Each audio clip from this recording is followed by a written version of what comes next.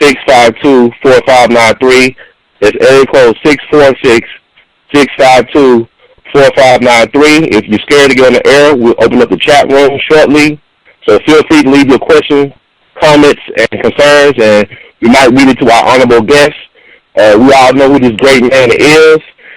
Family, please send out an email, text to your friends and family to tune into this very important show that we're doing, because we got to go over a lot of things in a short period of time. So hopefully in the second hour, the folks who want to call in, who couldn't call in, who called in last week, who want to speak to us, Honorable Brother Gregory, we'll get y'all in the second hour. But in the first hour, we want to go over some things that are happening right now in the world today. I want to bring on the one and only Brother Dick Gregory. How you doing today, sir? God bless you, my brother. Peace and love to you and all your listeners in an early, happy holiday. And one of the things I wanted to say to your listeners, that you got the right show. Most of the stuff you hear is white folk business. When I say, I'm not talking about no ignorant Klansmen and these thugs you hear on TV. And if we stay stupid enough, long enough to believe the Ku Klux Klan and the Tea Party determine public policies, then you should never get out of bed. I'm going to hear you again. Some of the richest, powerful white men in the history of the planet live in America. And if you think they stupid enough to let the Tea Party shut the government down unless that's what they wanted, if you think they are stupid enough to let these thugs do what they claim they're doing, and that's why you have to understand how the system works. Okay? Now, for one, and those of y'all later can Google this to show you how it works.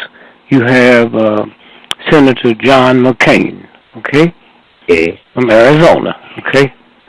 John McCain was captured in Vietnam, okay? And he was shot down and captured. His father was an admiral. His grandfather was an admiral. So he had a broken leg. Matter of fact, about a week after he shot down, I had pictures to a friend of mine of him in bed with the, you know how they put that rope on your leg to keep it up. He made a deal with the Vietnamese, General Giap, who wrote a brilliant book, People's War, People's Army. 35 years before we went there, his book was out, but white supremacy, we wouldn't read. Ho Chi Minh went to school in Chicago. He talked to black folks in the park, Washington Park, every week where they had a talk session. He begged America to give him the supplies and the stuff to go and take his country back. He didn't know they was on the other side. So when General Giap's book said People's War, People's Army, he said, give me an army that's willing to die, and I will destroy any army that's willing to kill. Think about that. Because that's what we did to a degree with the Civil Rights Movement. We was willing to die, not willing to kill. He said, give me an army that's willing to die. Now, he didn't talk about not killing, but Americans, they go get drafted and go to war and kiss their girlfriend on February the 2nd and said, I'll be home for your birthday in October. General Giap said, that's what y'all think, huh? And then you got to ask yourself a question. How can one, especially you people that read the Bible, huh? How can an army that don't make no bombs, don't have no big war plan, bring us to our knees? You read that in the Bible all the time. There's another force, okay? Another force. And so they killed us, sent us back as drug addicts. They didn't. That's what we did, huh? And the country has never been the same since. Now, the reason I brought that up, because right next door to that, huh? Right next door to that is the Korea. Now, watch this now. Watch it close. Because we're talking about this now. But now, before we get into that, let me tell you what happened today. And I'm sure, Brother Ron, you know the Boston bomber, Mm-hmm. You know, he went to court today, or did you? Have you been so busy? Well, everybody's still going to tell us about what he did. A lot of us don't know. He went to court today. His trial starts next year early. Mm-hmm. Now, first, let me say something to you. It's kind of strange. Okay, I want y'all to hear this real good. The bombs went off on Monday, the Boston Marathon. Now, here's what you got to ask yourself. 2 hours after the front runners come in, the bomb went off. If you are a terrorist, you commit terror, you blow yourself up to terrorize the world. Not to blow, in fact, you blow up, but you create such a hideous crime. The world's terrorized, huh? Yes, sir. We knew something big was going to happen when we started seeing Isaac chopping folks' head off. Say, oh, no. That gets attention. Mm-hmm. Now, Isaac, do you really, and can you be this out of it, that we got trillions of dollars worth of hardware upstairs, we don't miss nothing. We can see a gnat, okay? Mm-hmm. Fine. We don't miss nothing. You mean they didn't see him putting all that army together? Where are they going to train? Where are they hiding? Huh? That ain't nothing but CIA. Now, you can believe what you want to be, but truth don't have to be validated by ignorance. Ask yourself a question. All the equipment he had, he said he took it from Iraq. No, we gave it to him, huh? Mm-hmm. He's us. This is a game, huh? Mm-hmm. This is us. Here's a dog little talk, just cutting off everything, just ripping and running and ramping through. And so then when America decided they was going to start bombing the area, then they said we got to send equipment over there. He gets the equipment. The equipment was for him, huh? Mm-hmm. And so that's what we're looking at. And then but when that started happening, you said, oh, they're getting somebody's attention for something, huh? Mm-hmm. And so right before they threatened Sony, I'll get back to Boston. Yes, sir. And before Sony said we'll blow up movies, what happened? Mm-hmm. 2 days before that, we saw a thing in Pakistan, right? Mm-hmm. We saw where they went in and killed school children. To get your mind ready, huh? Mm. Get your mind set for a movie blow-up. Oh, I'm not going there. Before that, you hadn't even thought about that. They hadn't even announced it. So I'm saying how they sit your head. So now let's go and look at the Boston Marathon. I ran the Boston Marathon 5 times, okay? Mm. The front runners, the first hour, matter of fact, the first 30 minutes to an hour, the elite runners from around the world, they finished. Now, you can just wait there because you had a loved one there, but the game is over. Right. Okay? So why would they set the bomb to go out 2 hours after the front runner? If you're a real terrorist, huh? Mm-hmm. And you want to mess up the world, had them bombs went off at the end of the marathon, the beginning, as the winners, number 1, 2, 3, 4, it couldn't have been a marathon for the next 10 years because all the world-class marathons would have been killed or injured. Okay? Yeah. Now listen to me good now. Yeah. Now, if you wanted to really do a thing, you go 50 miles out where the marathon starts. Now, here's what happened. If you're going to run the marathon, you got family and friends that's coming out, right? Mm-hmm.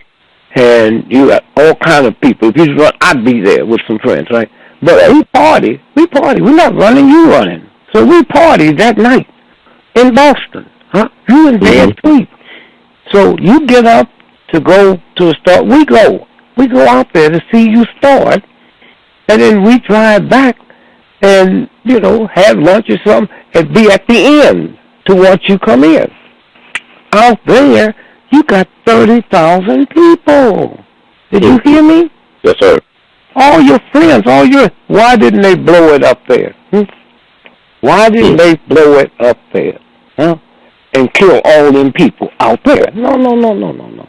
So you get it at the end, and you don't blow it up at the beginning. What is that about? Huh? So now they took pictures of the murder, but they never showed us the bombs going off. Huh? Yes, sir. Okay. They say one was across the street on the building over there, one was over here, and then there was some people said, we heard some folks saying, this is a dry run, huh? Nobody, they saw cops and soldiers up on the building with rifles. They'd never seen this before. So people was asking, and it came over the loudspeaker, this is a dry run, huh? And so if you see cops and stuff, we having a dry run, okay? Now let's watch this now. So, probably one of the weirdest things that happened, the governor, black man, right? Yes. Okay. His daughter called him. I saw a press lady asked him, said, Mr. Governor, when did you find out about this? He said, I found out when my daughter called me. Did you hear what I just said? Yes, sir. He's the governor, right? He got state troopers around him 24 hours a day, right? Yes, sir. They guard him. Now, when that go off, they got to double the guard because they don't know if this is a decoy to hit the governor. Okay? Listen to me good now. He said, I found out about it when my daughter called me. Did you hear what I just said? Yes, sir. He's the governor of the state. He got state troopers around him. It's the state troopers who got to go in there and deal with that first, right? Yes, sir. Do you know nobody ever called, or if you're stupid enough to believe it, the state troopers that was with him didn't know it so they could tell him his daughter, hear me, saw it on television and called him 15 minutes later and said, Dad, you know what just happened? He said, no, what? Come on, Dad. No. The terrorists just blew up the Boston Marathon. Now, that's how he found out about it. Now, if that don't leave you thinking, wait a minute, okay? Right.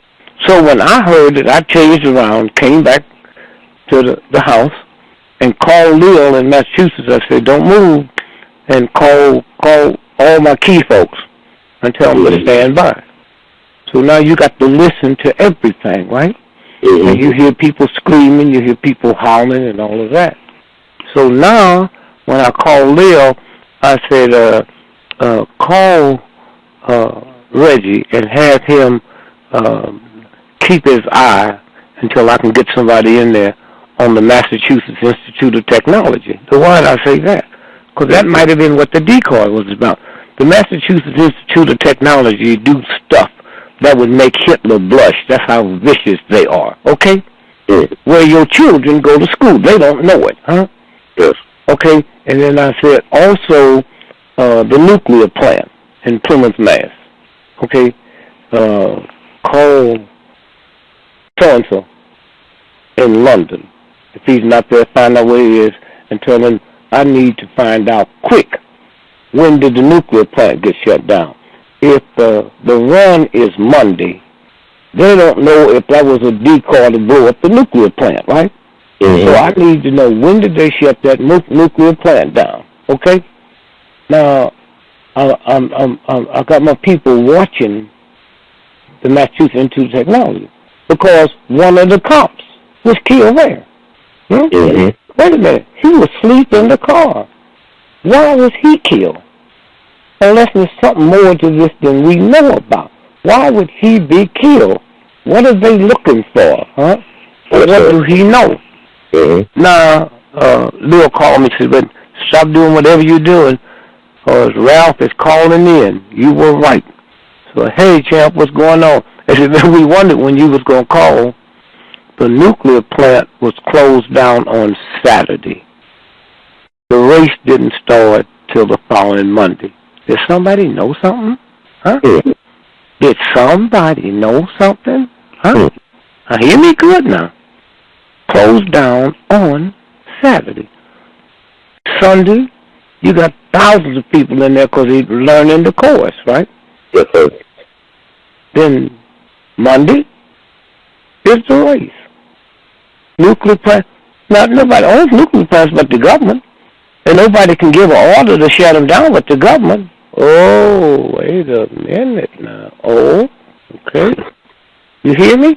Mm-hmm. Now, the shooting goes on. We checked, and the guy that was in court today, him and the brother left town. They left town. And when all the shooting was going on, he was in college. If those of you check, I tried to pull my notes, but I think I put them in the warehouse. Okay. Find out when he came back on Tuesday, he went back to college. He didn't even know what had happened. Huh? He went back to college. The manhunt all over the world. Huh? He went back to college. And everybody called someone a wonderful person when he came back. He didn't act like anything that happened, right? Mm-hmm. And so now, let's go back to this real easy. They didn't tell the governor. Mm-hmm. The nuclear plant was shut down on Saturday. The run was Monday. Now they got to send somebody in there so people can't just talk to the press or any of the local police. Now that went through a lot of little towns. Mm-hmm. You know? So all at once they sent 2 federal FBI agents, there. So you couldn't, at that point, you couldn't say nothing to nobody except those 2 agents, right? Mm-hmm. So now hear this good. 2 members, this is after it was over. Those 2 that went in there that knew everything, they were killed. Yes. They were killed in Virginia, Norfolk, Virginia. Watch this. 2 members of the FBI elite terrorist unit died Friday while practicing how to quickly drop from a helicopter. They was practicing how you make a quick drop to a ship. They use rope, Mm-hmm. The FBI announced Monday in a statement. The statement gave few details regarding the death of the special agents, Christopher Leaker and Stephen Shaw, other than to say the helicopter suspiciously difficult happened and the agents fell that distance and was killed. Now, these are the 2 that know everything, stuff that can't get out. A law enforcement source told the pilot the incident happened about 12 o'clock, about 12 natural miles off the coast of Virginia Beach. Now, just hear this now. These 2 agents, elite, they were the 2 to sit down there to run the whole thing. You couldn't give no information to nobody but them. And all at once they dead. All at once they are dead. Now, we look at the Boston. That was today. He came into court today. And his trial begins, he started picking the jury January the 5th. And so when you stop and think about it, the mother of one of the folks who the FBI killed in Miami, they went down to question him, his connection, and they said he jumped them. There was 3 of them in the house. Mm-hmm. He didn't have no gun. He had nothing. Yes. And he attacked them, and they shot him dead in the house before they could even ask him any questions. Now, let me put a period there for a minute.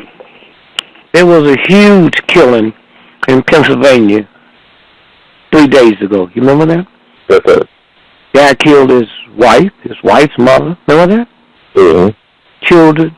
Now, did he use a gun, or do you remember? I think he used a gun. Okay, he did. He used a gun. The reason I asked that, they found him committed suicide with a knife.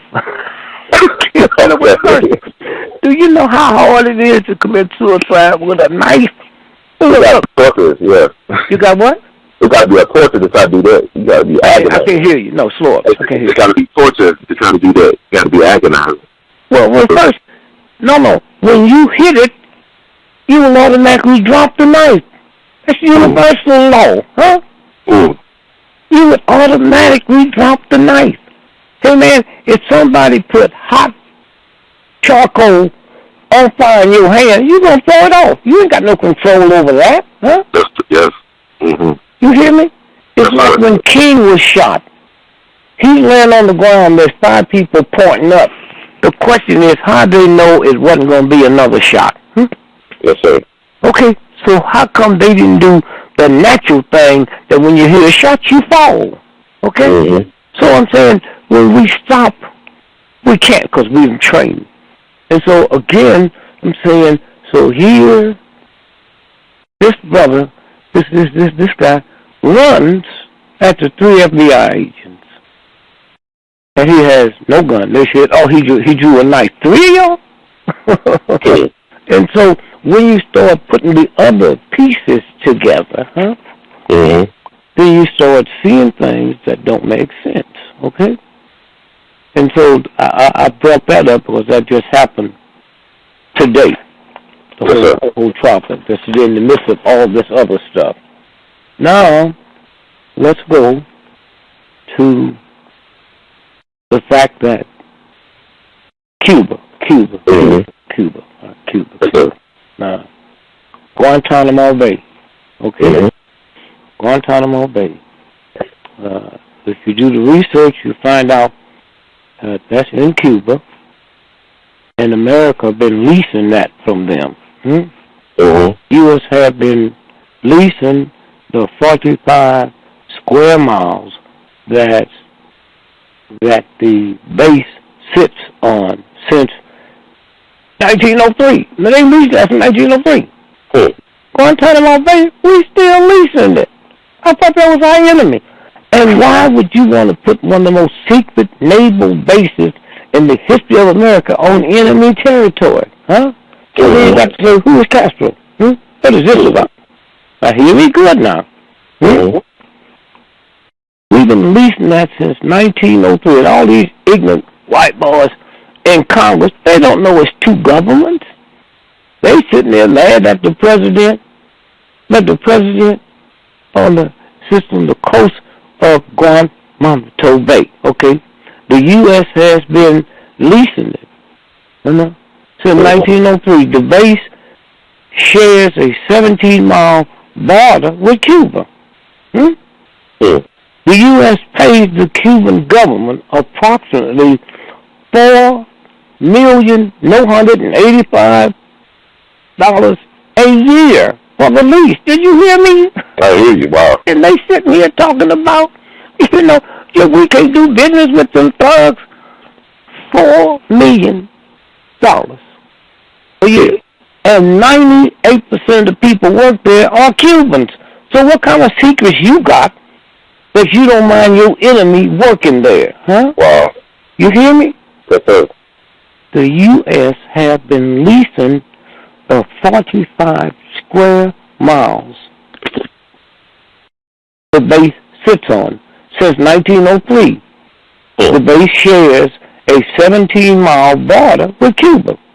The U.S. pays Cuban government approximately $4,985,000 a year for the lease. The last time Cuba accepted payment, okay? But they got it all, okay? Now, the lease can only be terminated by mutual agreement. Now, Wait a minute now. Castro can't terminate it unless you want to fight our guns. Okay? Now, Guantanamo Bay, right? Yes. The lease cannot be terminated except by mutual agreement. Approximately 6,000 service members, civilian, and contract workers are at the base. Huh? You got a big operation going. You tell them this is our enemy, and here's a man that don't treat the people right, human rights, and we got to deal with him. And now Americans can't complain about what we do to them captives because it's not on American soil. See how it works? Yes, sir. And so this is all these chumps is arguing, today about, this is a killer. How can we do well? Please. Castro's tourist business. Tourist business. You got that? Is about $6 billion a year. Wow. Wait a minute. Where? Yeah. White folks from Europe come in, huh? And where'd you get the planes? Well, for years, over 20, 30 years, he's been leasing United Airlines. Did you hear me? 747s in the wintertime. And we ain't supposed to be dealing with them? Okay. So when we look at the 9/11 attack, September 11 attack in 2001, and look at the military operation in Afghanistan, detention facilities at Guantanamo was refurbished to hold the detainees from the war on terrorism. Wow. And who started it? It was George Bush. George Bush. And so when you look at the inauguration of President Obama signed an exclusive order to close the detention facilities within 1 year. However, the facilities are still open. Somebody must have told me, Mr. President, you just got in, but let me show you this document here. We can't close it.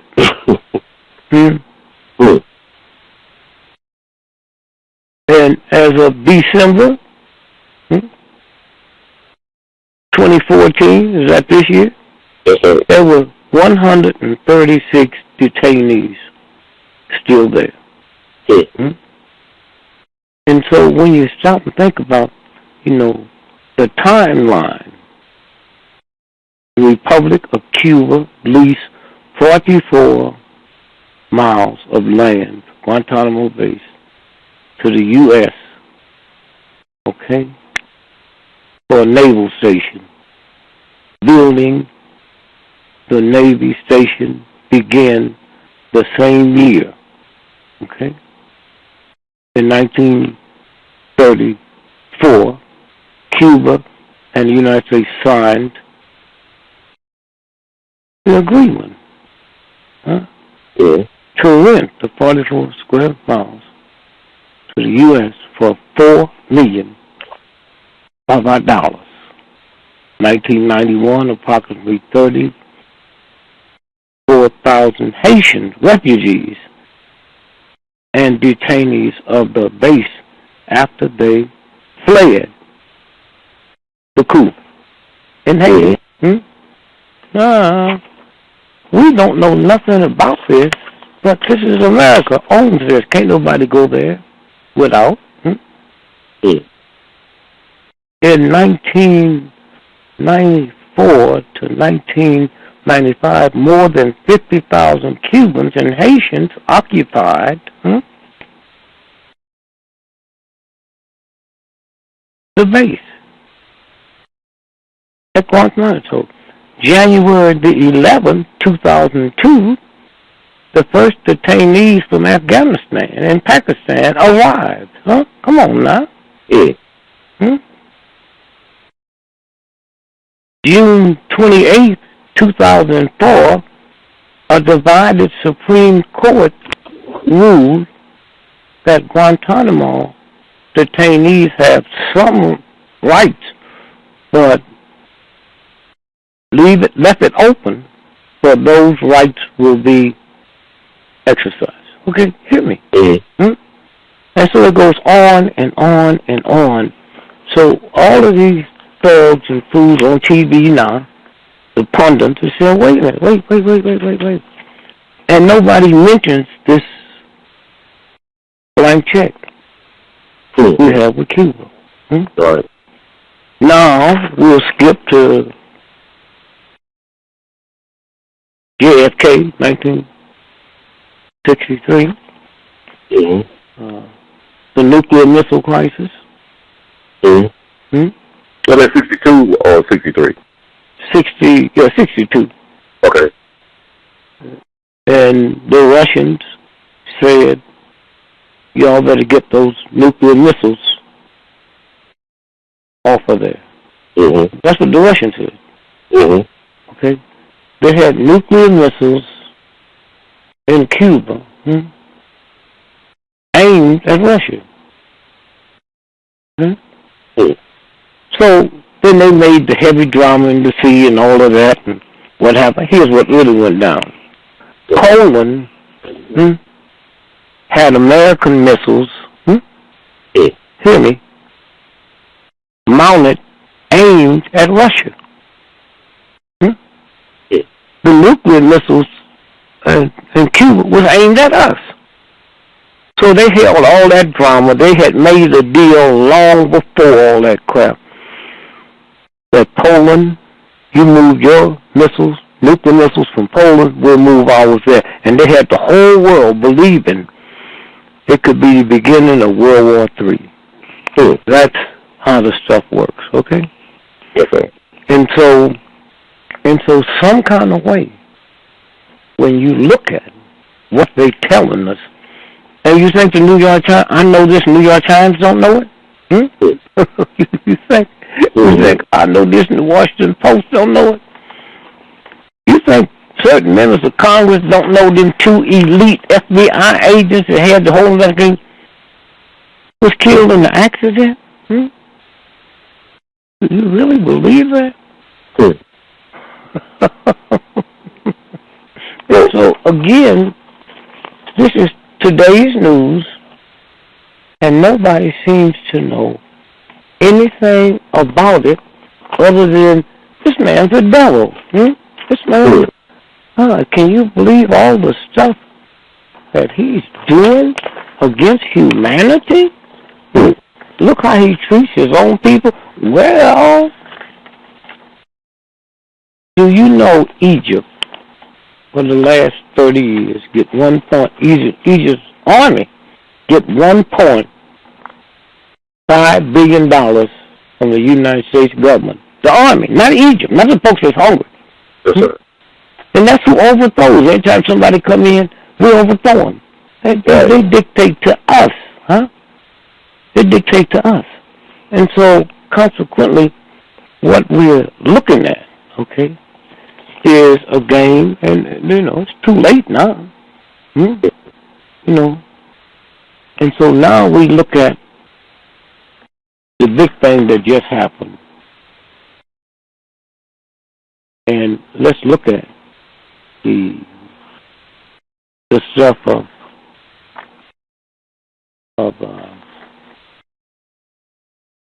Cuba, Sony. Yes.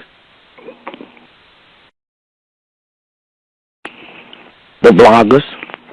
Hey man, they told us the bloggers had blogged into the Pentagon, State Department, FBI, CIA. So why do they think the little punks like Sony? Now let's look at Sony. Now Sony is a Japanese company. Right down the road is North Korea. That's a family thing, huh?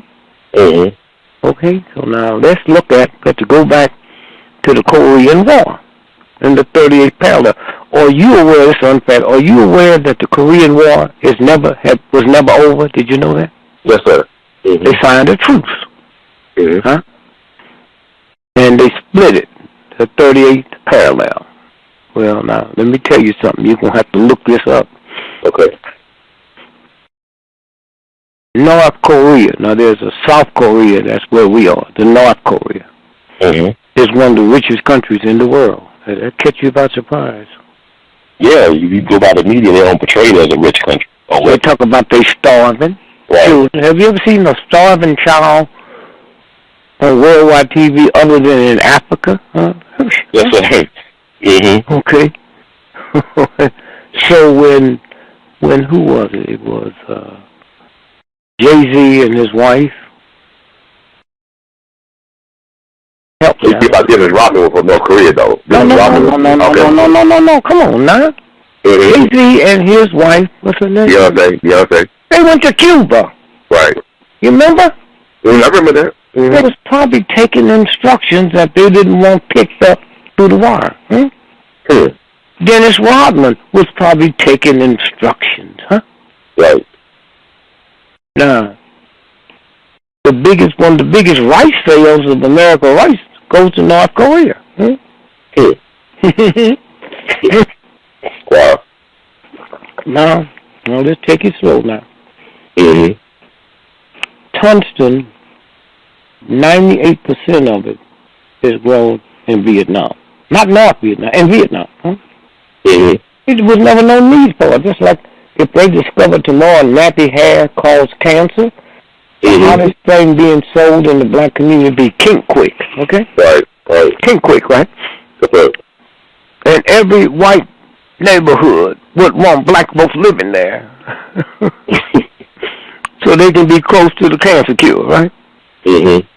But there's no need for nappy hair. Okay? Tungsten is the same thing. Tungsten for millions of years. Tungsten didn't just get here. For millions of years, tungsten was used to mix in chemicals, steel and metals, to make it go through freezing temperature changes, huh? Yeah. Who needed it? The only thing America worried about, in the wintertime it get cold, sometimes the railroad tracks would pop. But then all at once, we get ready for the missile race, huh? Mm-hmm. We get ready to outer space. Don't it go through hot, cold re-entry? Right. Now the number one product in the history of the planet is tungsten. Mm-hmm. Who has it? Korea. Now Korea wasn't North Korea and South Korea. Korea was one country. And one day, when the people got to looking at what they had, then the elite people, took over, and the people of the country wouldn't benefit. So then they had a war. The rebels broke off and started fighting. Okay, who's gonna get the tungsten? Well, whoever gets the tungsten, nobody else can be in the missile race, and you cannot have a radar. All of that falls under that. All at once. So now the war starts, right? Right. America came through the north and attacked the south, but they got in for a big surprise. They bumped into the Chinese and the Russian army. Okay? You know why? Because if America gets it all, they got to get out the space race. They got to get out of very strategic things. Okay? Right. So that's why we lost the war, except we came to a truce. We were split the country by the 38th parallel. That just happens to split the tungsten mines in half. Hello? That just happens to split the tungsten mines in half. Okay? That's why we have 500,000 soldiers over there guarding it. The Chinese is at their mercy. Now, you pick up stuff now where they tell you the Chinese have most of the Chinese ain't got nothing. Huh? And so how do you think that little old peon country can come up with a nuclear bomb, huh? If they so hungry. They say, oh, they don't feed their people. They spend all that money making, they didn't say they didn't have one, right? This whole country. Gonna make them out like idiots, right? Right. Okay? And they got a nuclear weapon. They fired it several times, testing it, right? Mm-hmm. And so now we go back to the Chinese probably did the hacking. Or brought them to China and let them do it, right? Right. Now the president said something interesting today. He said, no, we talking about we got doubt because we got scientists that told us, huh? Mm-hmm. It probably wasn't the North Koreans. Oh, everybody else is speculating it could be. No, of course you're not going to blame it on China. You're not going to blame it on China. Mm-hmm. And so consequently, when you sit and look at this and feel it. Now, here's Putin. Y'all need to write this down and check it because this is too devastating to take somebody's word for it, okay? Mm-hmm. Right after the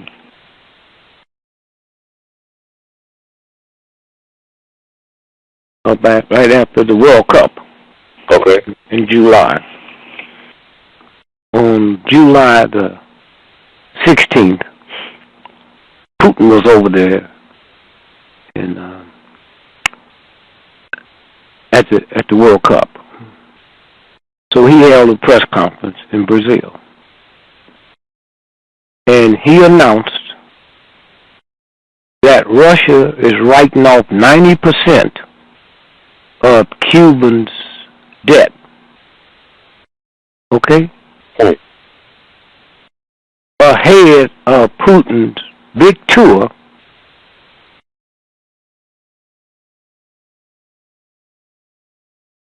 of South America. Okay? Yes.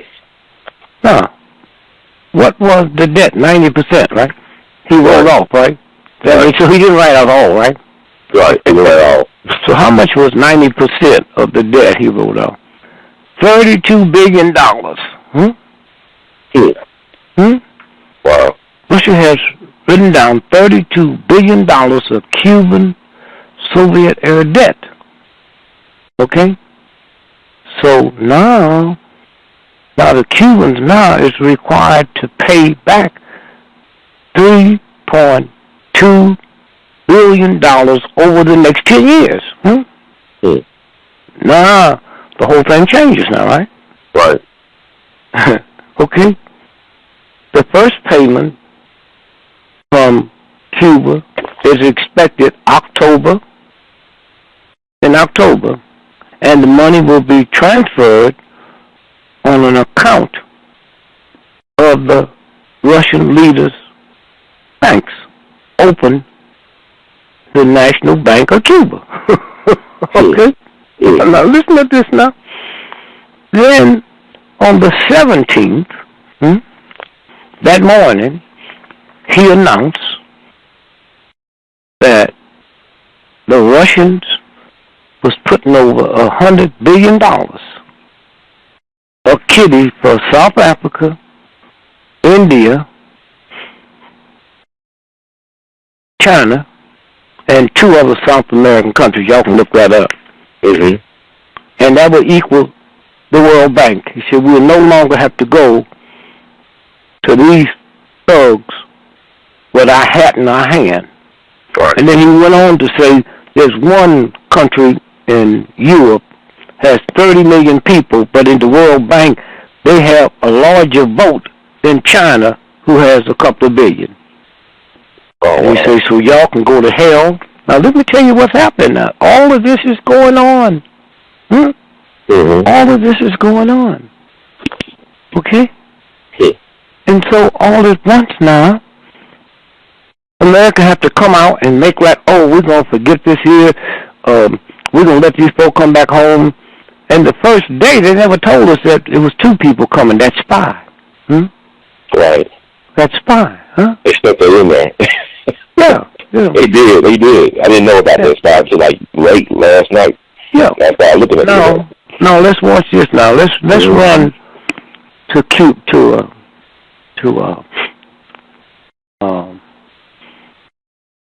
Korea, right? Right, yes, sir. Now, you remember the last American they let out of there?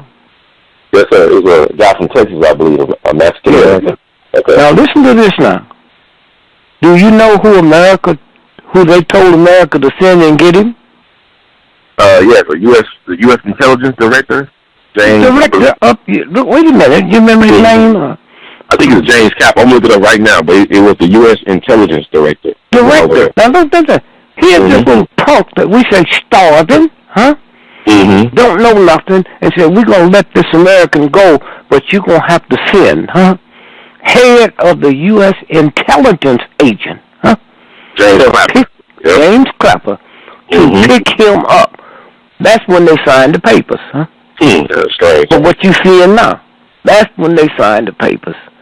For what you seeing now, huh? That's crazy. So now, no, it ain't crazy. It's white folk business, huh? Yeah, I mean, you said it's white folks' business, but it was like there's a lot of stuff to take in. Well, wait a minute. You said it's crazy. New York Times didn't say it's crazy. Huh? That's true. You just get covered from all that's called white supremacy. Yes, sir. Pick up a spy, okay? That says he just walked across the border accidentally. Okay, y'all. Now this where this thing is going, huh? Wow. And so all of that's going down. Then all at once you got the movie industry, huh? Right. That could be out of business. Here, America start talking about freedom of speech and freedom of this. Until a cop gunned down an unarmed black person or a Chicano, and you have no freedom of speech. You got nothing to talk about. Huh? Get out of here. Okay? So that's what we're looking at, and that's what I wanted to share with you before we go into the other stuff. But I was going to ask you this too, man. I know we touched on it before. I want to know what was the Hugo Chavez thing, because he was being treated in Cuba. Was that part of the deal too? Wait. Chavez, huh? Right. He was being treated for cancer in Cuba. Wait, no, we got to tell my grandmother who it was. Oh, Hugo Chavez was the president of Venezuela. Venezuela, right? Mm-hmm. And he had oil. He had a lot of oil. Mm-hmm. So we get it here now. It still comes in. Right. And so Castro had cancer and cured it, right? Right. So why wouldn't his friend go there? Because his friend don't know Castro works for us. His friend went there and didn't get cured. Wow. His friend went there. Now there's people out there saying, no, Castro's a good guy. Castro's good. He sent soldiers to Africa. That was for us. Right. That was so they couldn't deal with the Chinese. Huh? You see, here's what happened. White folks continued their country to China to build a railroad. They sit and sip June, what they call it, that little drink with gin and... ginseng, or something. Huh? Ginseng, or something like that. Yeah, they sip that while the black folk do the work. And then so when they get through, the black folks know how to build a railroad. China go to Africa and build your railroad. They let you sit and sip them juleps while they build a railroad, and when they leave, you don't know how to build a railroad, so you have to keep calling them back. I like that. Mm-hmm. And so all at once now, Cuba is about, and you have to look this up and let your readers know, your listeners know, Cuba is about 79% real dark black. Right. Mm-hmm. It's not one in the cabinet. That's right. It's not one in the cabinet. There's not one in government. Huh? That's crazy. So when I asked them, I said, well, how come the dark ones, they don't want to come? I said, well, look like dark Jamaicans, huh? Trinidad don't have no trouble coming. They're not that far from there. Them black folks think that much different? Huh? That's the same thing in Brazil in terms of like the color issue. In like Brazil, you don't have to see any, dark-skinned Brazilians out there being paraded and promoted. There's none. And parade, you can go out there and be an athlete like Charles Barkley. Mm-hmm. That's it. That's all we need, y'all. But when I look at football, I see slavery all over again. Mm. Black folks on the field carrying the ball that look like a football, but it's really cotton. Oh, wow. And white folks sitting on the bench with the clipboard trying to look intelligent. Huh? I asked the Muslim caller, a friend of mine, I said, you know how many Muslims play in the NFL? And he told me, I said, well, how is this thing that Muslims don't like pigs, they're evil, they don't touch, but the football is pigskin. That's a great question. Who waived that? Now, watch this now. So now, Castro, black folk go over there and go to medical school. Right. Yep. But while you stand over there, what you do you know they got mind control? Not them, us. Do you know that? Okay.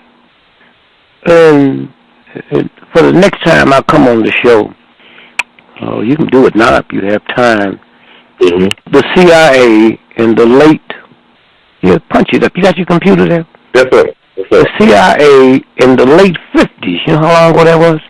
A long time ago, over 50 years ago. Went to France, went to Paris, and there's a village outside of Paris where they dropped, people over there eat bread. They get up in the morning and go get their bread, like alcohol, go get alcohol. So they went where the wheat is delivered, right? Right. And slipped somebody in there to work, and they put LSD in the wheat that you make bread. Right. And when they ate the bread, they were thinking about they were birds and they were airplanes and they got to flying and jumping off of mountains, killing themselves. Did that come up yet? Yes, fresh bread spiked with Wait, read it to your audience. They say the year and the date? Well, I'm looking at it now. There's a couple of different things. I'm looking at the Telegraph from the UK, and it says French bread spiked with LSD in CIA experiment. Now, wait a minute. Hold. Y'all listen. That happened in 50. Okay? 1950. Those was white folks. They went over there and spiked the bread. Go ahead. And what happened to them? And see, they spiked. It said, like you said, they spiked the bread with LSD as part of an experiment. And see, I believe it said 1951. So yeah, but they said they started believing when they ate it. They started believing there was airplanes and birds. That's why they did it. On August 16th, 1951, the inhabitants were suddenly racked with frightful hallucinations of terrifying beasts and fire. One man tried to drown himself, screaming that his belly was being eaten by snakes. An 11-year-old tried to strangle his grandmother. Okay, wait, hold. 11-year-old tried to do what? Strangle his grandmother. Okay, now, when did the CIA develop that? In the 50s, in 51. Okay, so what year is the last 10 years, right? There's what? 21. 20, you talking about like the last 10 years? Yeah. So about like right now? Yeah, the last 10 years up to now. Oh, 2001. Okay, and you can go back before that. Now you see what the drive-by shootings are about. Huh? If they had that back then, what do you think they putting in our water and our solar pops coming into our areas, huh? And it only worked for men. Why do you think women ain't part of that team? Just look, if you and I got a team of black folks, so thuggish and sinful, we just go through the black community killing black folks we don't even know, right? Right. How come they're not shooting women? What kind of integrity they got? I'll shoot the men. Because men's organs sell 100 times more than women's organs, okay? Wow. Now we go back again. What did they say? They said the one guy tried to kill his who? His grandmother, 11-year-old. Now, is there much different than trying to kill your grandmother of killing a black person? Huh? And that's why I listen to these talk shows and they talk about what can you're not qualified because you don't know how evil this devil is. Okay? All right? Now read that again. Okay? Yeah, I want to read that. It's a couple things. I mean, like everything you saying is basically verified. Like it said, another man shouted, "I am a plane," before jumping out of a second floor window. Wait. Look, read it up. We don't need the whole thing. Right. I just want to show you who this dog is, okay? Way back then, but they got y'all believing the black on black crime is black folks, huh? Right. Okay? Well, 1951, they developed that. Do you know they have stuff, the CIA in this country, they can go to a football game with 100,000 people and drop it there, and people will turn into cannibals, huh? Yes. Did you hear me? Yep. They got some other stuff they can go to a game and drop it, and you turn into a lesbian or homosexual. That's where they are, and they get by with it because y'all listen to this, and think I'm the fool and they're the good folks. I would never, ever, ever, ever lie to you for no reason at all. But they worried about me. Right. They worried about you. You ain't gonna listen to it. You gonna believe it. And so now let me follow this down. Now, this is outrageous for me to do this to you, but in Boston, 1920 to 1929. Okay. The United States government, Bureau of Health, hooked up with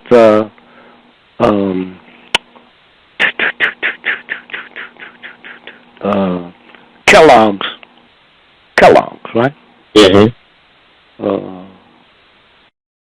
What they call that stuff we used to like from Kellogg's? Cornflakes, yeah. Right. Now, pick that. They have a mental hospital for rich folks, like the Kennedy, one of his daughters, you know. Right. And they tried to, give him lobotomy and all that. Right, but the super rich went there, huh? Yes, sir. Because they're going to be there for the rest of their life. One guy built for his daughter the same type of $100 million house him and the family had there on that. They made a movie out of it. Huh? What year did I say that was?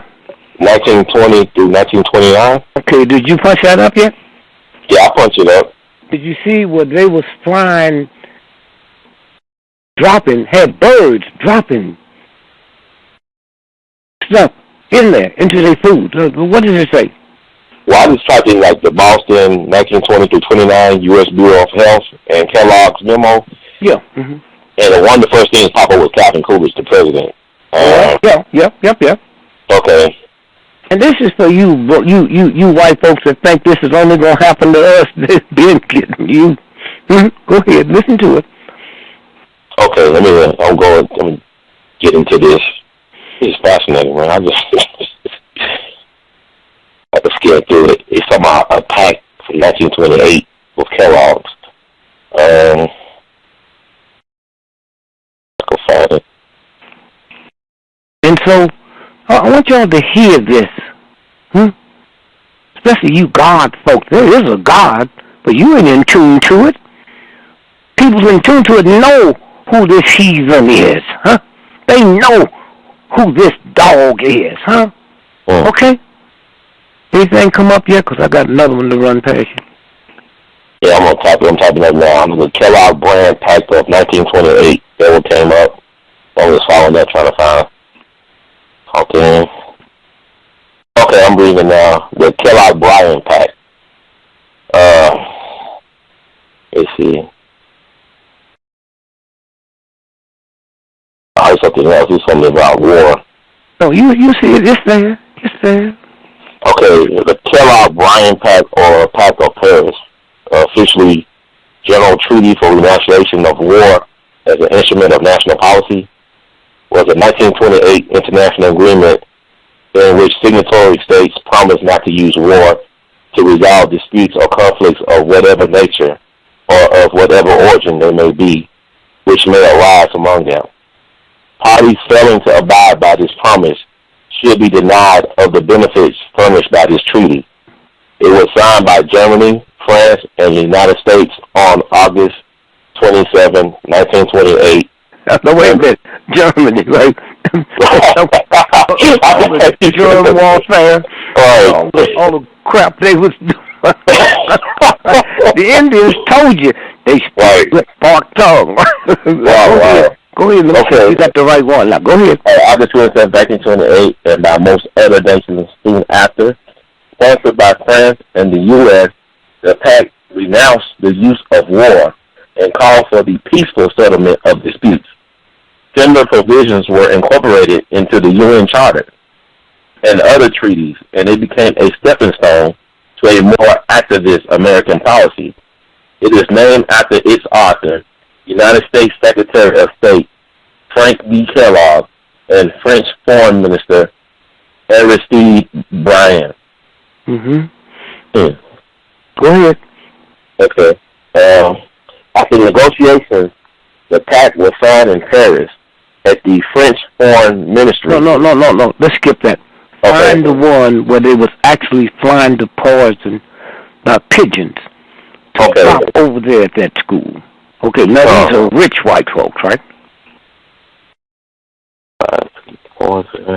And we're talking about back then. So what do you think? Now you try to tell somebody that the chemtrails, right? And I can understand it. My mother hear me talking, she called the police. Chemtrails, huh? They drop lead and manganese. Y'all see them big old white things up there in the sky? Yeah. I've been on one of the planes. You think you was at Harvard or Yale's chemical division. They got all them, and they mix it right on the plane. They aim it into the black community. And once you get lead and manganese, it will make you kill your mama. What they say that boy did over there? Try to strangle his grandmother. Okay, see, now it's hard for y'all to believe that because y'all don't know what kind of maniac you got, but they told you in the movies, huh? They told you in the movies, huh? Yeah, I knew another little boy. Abraham Lincoln's daddy was a Negro. And then almost these young whites is coming. Did you see the last Abraham Lincoln movie that just came out? Yes, sir. Don't you know it starts off where he's talking about his nappy, kinky hair? Right. That's what this is about. That's what this is about. Did you see the, I'm talking now while you can look for that, so. Right. Did you see the movie The Wizard of Oz? Yes, sir. That was about the Kansas City Federal Reserve. Huh? Did you see King Kong? Yes, sir. That was about the greatest fight in the history of the planet. Jack Johnson, the black man, when they didn't have gloves, they would go 75 rounds. Right. And they got so aggravated by him and his white women. That's what the movie is about. This gorilla and this white lady on the Empire State Building, right? Why they have it in New York, Madison Square Garden? That's the boxing capital of the world. See, if you don't go through them systems that they do. Wow. So did that ever come up yet? I'm trying to cut out time how long it took. Well, I'm trying to see it. Well, wait, I'm sorry. They talk about Kellogg's and the breakfast food and how they took pigeons, huh? And dropped it over the yard. It's so deep, man. So we'll keep talking, but kind of look for it. Yeah, have somebody look for it, and then we can. Now let's go to Sony. Right, you will. You reading my mind tonight. Okay, yeah. No, wait a minute. Everybody say they're not going to the movie, right? Right. You got a whole lot of people don't even know this is going on. Where did black folks read it? Where did they see it? And in Christmas morning, hey, let's go to the movie. They might blow up any movie, huh? Right. So they can tell you about these animals, huh? These animals, huh? They never talked about the Ku Klux Klan lynching and castrating black men and cutting our heads off and our organs. They never called them animals, huh? They never called Hitler an animal, huh? Okay. All right. Yes, sir. And so now we look at what's fixing to happen. They could blow up 30 movies in 30 cities. And everybody would buy into that's these animals, huh? But they can't mess with North Korea because the Chinese, huh? Right. And the Russians done put stuff up. So now I told you that Putin had created this bank for those folks in South America, right? Right. With the money, right? Okay. That was on July the 16th. I think on the 17th when he flew back to Russia. Right. And they had him going the same route that they shut down the Malaysian airplane. And when he found that out, his plane was 15 minutes late. And when he found that out, he went back to Russia and killed everybody who had something to do with it. And probably some that didn't have nothing to do with it. So why am I talking about him like all of them are dogs, huh? All of them are dogs, huh? That's what I'm talking about it like this here. They all dogs. Pan Am flight, what was that Pan Am flight? The one over Lockerbie? Right, it was an island or something like where they went in Libya for that? No. It was coming back to America with all them college students on it. Okay. It left, what's the Pan Am 103? Okay. What they don't tell you, there was 8 federal agents on that plane that had been subpoenaed by a federal judge to come back and stand trial about the drug smuggling. And one of the mothers of the children lived in Akron, Youngstown, Ohio. And they had an article with a picture in the paper about her son who was on that plane. Now, if I don't tell you, New York Times not going to tell you, huh? Right. That's what this was about. They killed all them folks to kill those 8 agents that a federal judge said to come back here. Wow. What's the little Congress lady's name that was shot in the head? Gifford, I think. Congressman Gifford. Gifford, right? Now, didn't they say a federal judge had been shot? Right. Killed? Right. You know who he was? He was the one handling Fast and the Fury. He was the one, huh? Case closed. Until October the 1st, the federal judge here, when he ordered the attorney general, that had nothing to do with Fast and Furious. That was under Bush, right? Right. But if you the president, you got to bring him in, and the federal judge said you better bring him in by October the 22nd, and y'all not going to do to me what you did to the other judge. Oh! That judge was federal district court chief Judge John Rose, the one who got killed. Yeah. And the other one that gave out that order, he's here. You can pull up his name too. I think it starts with a B. Okay. Or something. And so that's what's going on in your America. You see anything come up with the federal judge? Well, it's happening right now. This is fascinating stuff, man. Wow. I had a guy in, I think I was at a conference in Budapest, and sometimes your tongue slips. Dick, how come you think we haven't been able to kill you? I said, sure, you can kill your mama before you could kill me. There are some black folks you can mess with, and there's some you can't mess with, and I'm one of the ones you can't mess with. I'm an Uncle Tom. See, these white folks been taught black folks that Uncle Tom is something negative. A tomboy is a tough girl. A tomcat is a tough cat. But when it comes my turn, it gets weak. No. And when Napoleon, who had the mightiest army that ever existed at the time, Napoleon, right? Yes, sir. When they went over there to Haiti, and they didn't even make matches in Haiti, and beat that army down to the ground. And then Napoleon tried to do what black folk want to do. Let me find out what it is. And the real white folk in France said, you don't know what this is. Get out of here.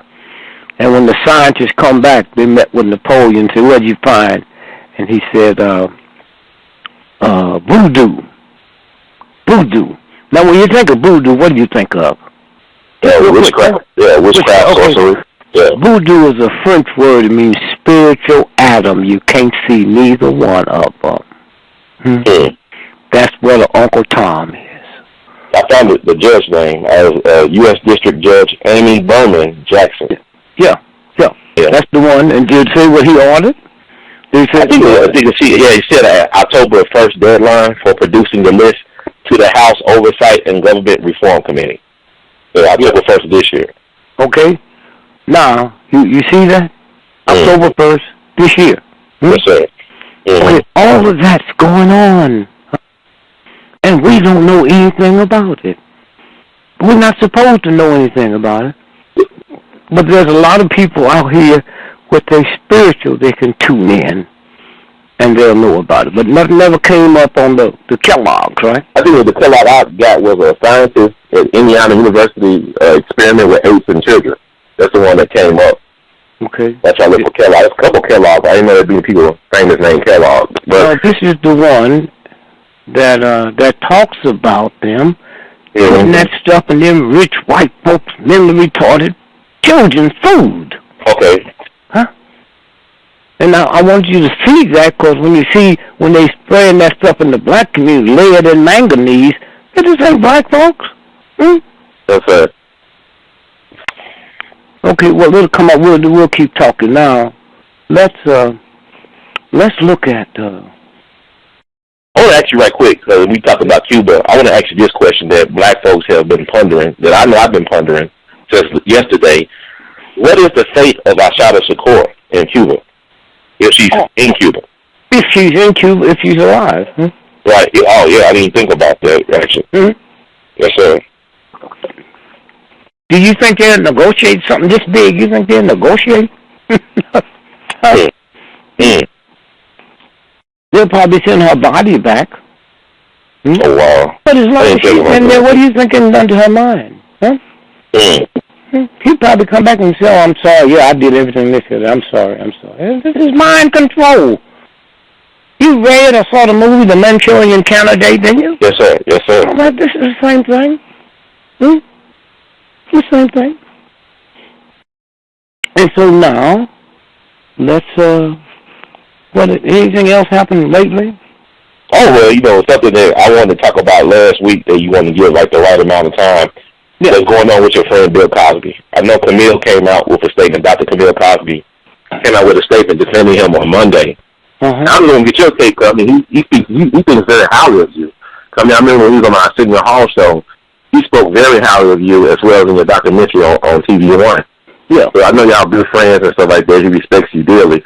So, I just want to know what your take is as the father of 7 daughters. 7 daughters? How you feel about this right now? Well, first, let me tell you real quick what happened to me. Yes, sir. I get a letter, and this is not dealing with him.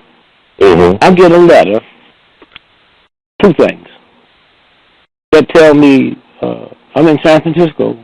The letter comes from New York and says, I just want you to know you're the father of my child, and you need to get in touch with me. I threw the letter away. Tell me this? So 6 months later, I'm in New York working in a nightclub. And on Saturday morning, I knock on the door, 2 New York cops. 2 New York cops. Hey, Gregory, yes, get your hat and coat to go down to precinct. I said, for what? I don't know. So I go downstairs, and I start thinking it was funny when they put me on the subway. And so we get to the station, and they read this stuff out about this woman said I'm the father of her child. Want y'all to hear this good now. So I called my managers, and I told them I was in jail. So they came down and bailed me out and brought the lawyer. Now, at the end of the whole thing, I paid the lawyer like $800,000. And so he asked me that day, it's very important, is she white or black? I said, I don't know her. Okay. No. Now, they go and when you're dealing with big money, boy, it's hard to beat because this company is so big, they didn't know nothing about black detectives. I mean, the ones that work undercover. Right. They didn't know how to get none. So they told me what we're going to do is get hold to a black guy, and he's going to get one for us, and he'll work through us, which means whatever he gets goes to them. I pay both of them, right? Right. So one day I got to go in every weekend to listen to what they found. I want you to hear this good, man. Yes, sir. So he said, she said the guy we hired, he's living with her now. To go to you, and I get the bill. That's why you cannot mess with big money. And then she said something on one of the tapes that this cop in the such and such a district, right? She's the one she works through. So now my white lawyer comes to me with his precious self, and he says, Dick, I got something that just pains me. I was told by the undercover black detective that we hired, not city, these are the ones that white folk get to spy on their wife and shit. Right. He was saying that she mentioned this captain at such and such a place. So if we showed this to him, he'd kill her. So I said, well, let me tell you something. I don't give a damn about her being killed or not. I give a damn about her being a black woman. And when you got this case, you asked me, was she white or black? And I said I didn't know. But I really believe if I'd have told you she was white, I don't believe you were giving me this option, so let's proceed. That's Dick Gregory. I don't care who knows about that. That's me. Right. All right. So now the trial, we're going through it. And now the trial's getting ready to start. Now let me tell you something which is interesting. And one day we'll pull the files up and do the whole thing on the show. Yes, sir. In the state of New York, right, you can't win one of these cases. You know why? Why? Because if the judge rules against her, she can't say another person the father. That's double jeopardy. Self-incrimination, right? Right. So the New York State is not going to take a baby. So they showed me stuff where this rich white dude, man, was born with no penis or testicles. So a woman said they gave him the baby. Okay? A guy was in World War II, crawled up over a Hannonade and blew all of them parts away. They gave him the baby. You know why? Because if the New York State said, I'm not the father, and they can't blame nobody, the New York State got to take care of this child, and we ain't talking about welfare. That's why nobody ever won it. I said, well, maybe I have to go to jail or whatever y'all do. But I'm not saying.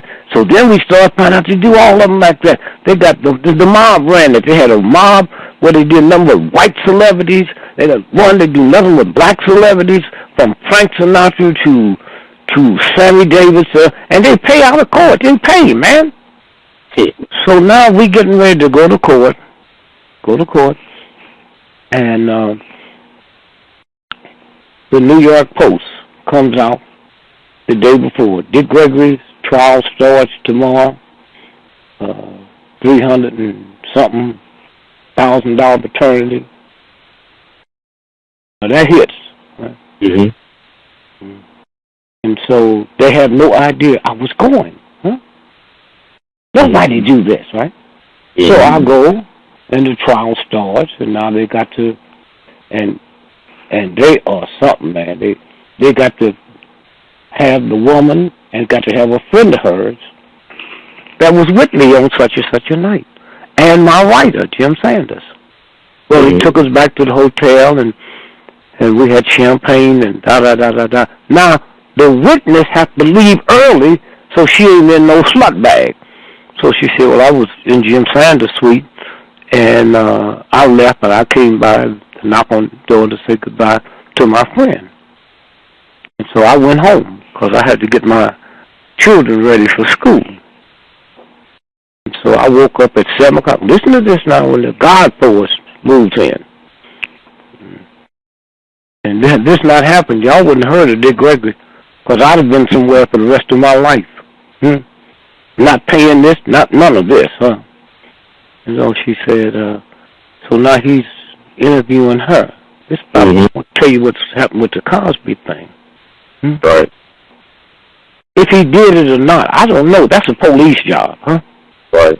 I'm looking at what they telling me. Now watch this now.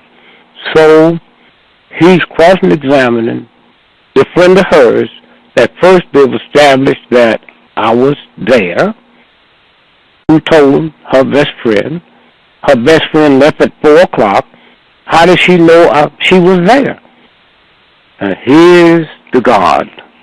She said, so I called Mary, whatever her name is, so-and-so. And I told her I was getting my children ready for school and I'd see her later today. I touched my lawyer and I said, did you just hear that? He didn't. You cannot call a person who's registered in a hotel and ask for another name and they ring the room. See how they do the for God for and what? Oh, that's beautiful. Yes. Then when he got up there, man, I realized why I had to pay him so much money. He said, first, so I want to apologize to you, because I guess I got that prejudice in me and didn't know it. I just saw you as a trampy Negro slut. So right behind you is the American flag, and the longer I looked at that flag, and the longer I thought about justice, I said, I got to get it up. So I want to apologize to you for that, and please forgive me. And so now he gets into her testimony. It takes him about an hour and a half, because he keeps going around, and said, now, when you called her, how'd you know what hotel? Oh, so I had the phone number. Okay. You sure it was the Beverly Hills Hotel? I'm positive. I didn't have a number. And at what time did you call? And you asked for who? I asked for Betty or whatever her name was. She came to the phone, yes. And he took her around, and then he said to her, oh, are you aware that you cannot call, I could not call your name that's registered for you and ask for Jim Jones, huh? It's impossible. And some kind of way she went off. She cussed she called, she EMF'd everybody. And I know you just take this big money and go mess with two black sisters like y'all doing. And the judge stopped the trial, said, case dismissed.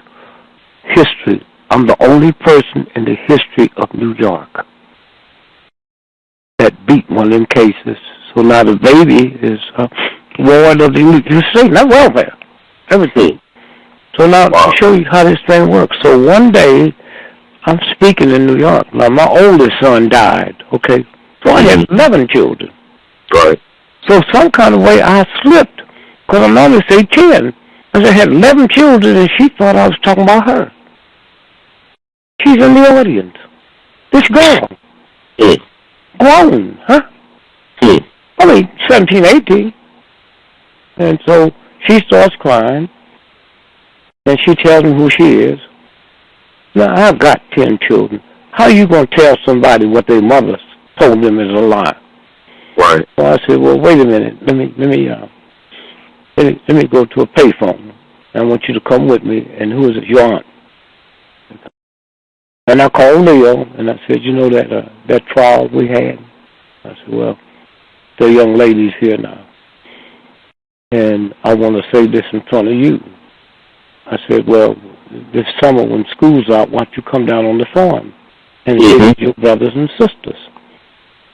And so here's the number.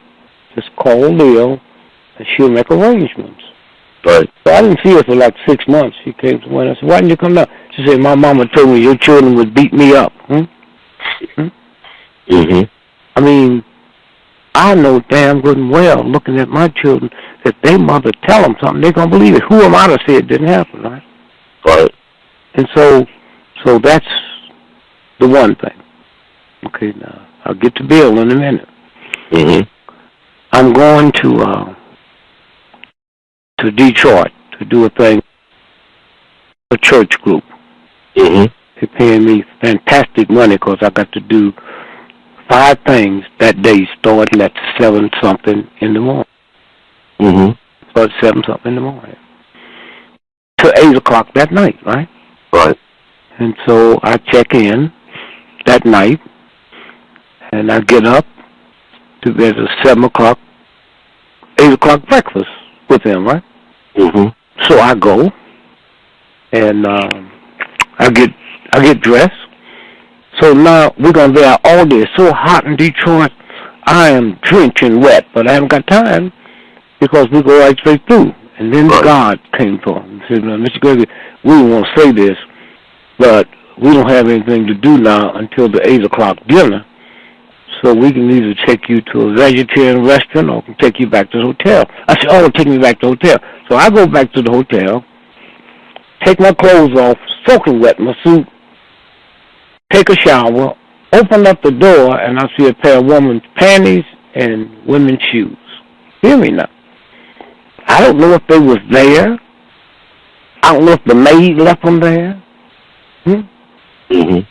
So I put my robe on and I called downstairs and I said, would you send a manager up and a house detective?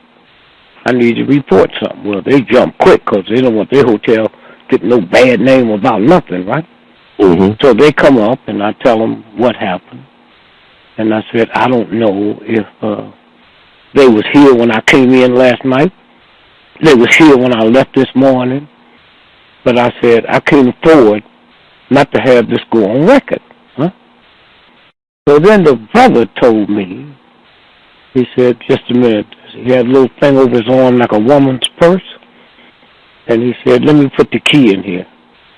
He said, every time a key go in here, it gets recorded. And I can look. You came in what time? I said, so he said, yeah, you came in at 11:50. You left here at 7:40. The maid came in at 12:10. Oh, here it is. Here's it. No, somebody came in here, and it wasn't us. I said, we got the key here. This is not one of our keys. Somebody did come in here.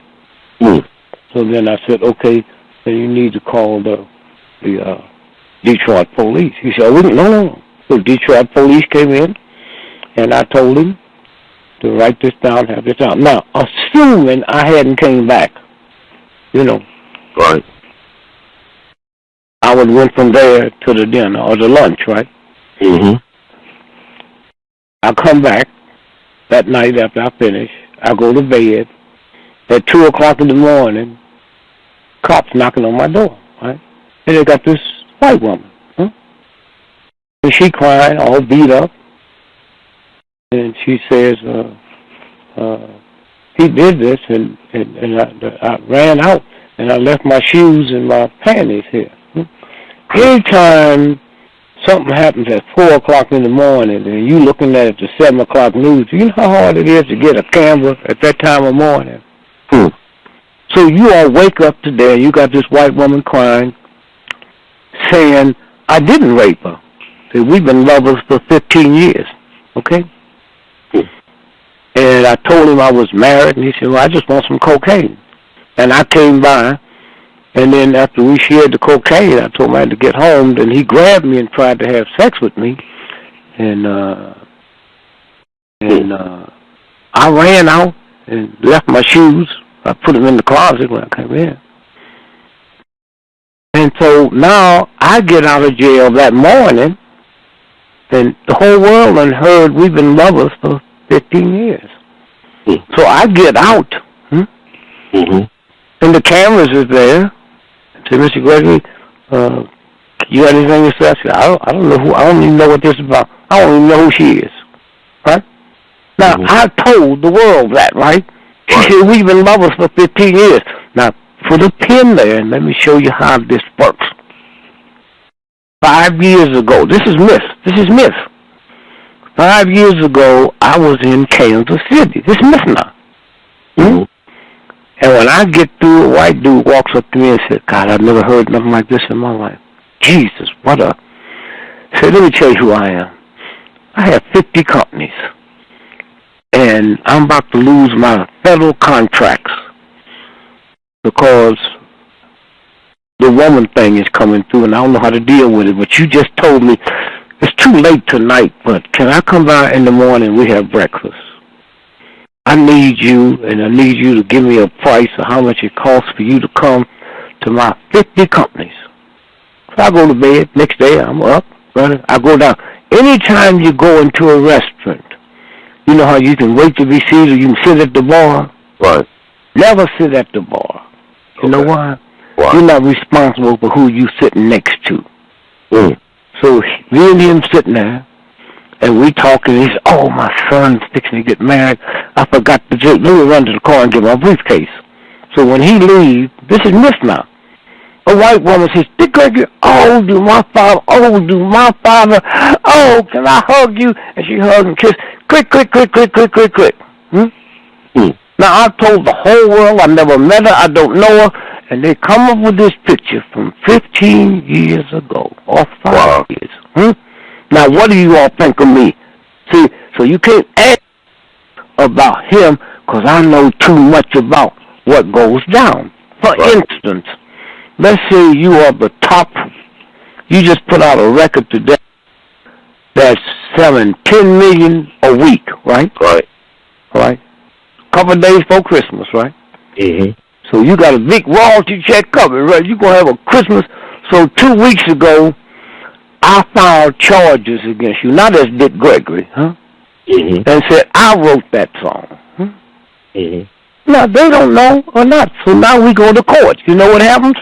Well, the federal judge frees all your money. Now, you ain't never had no money.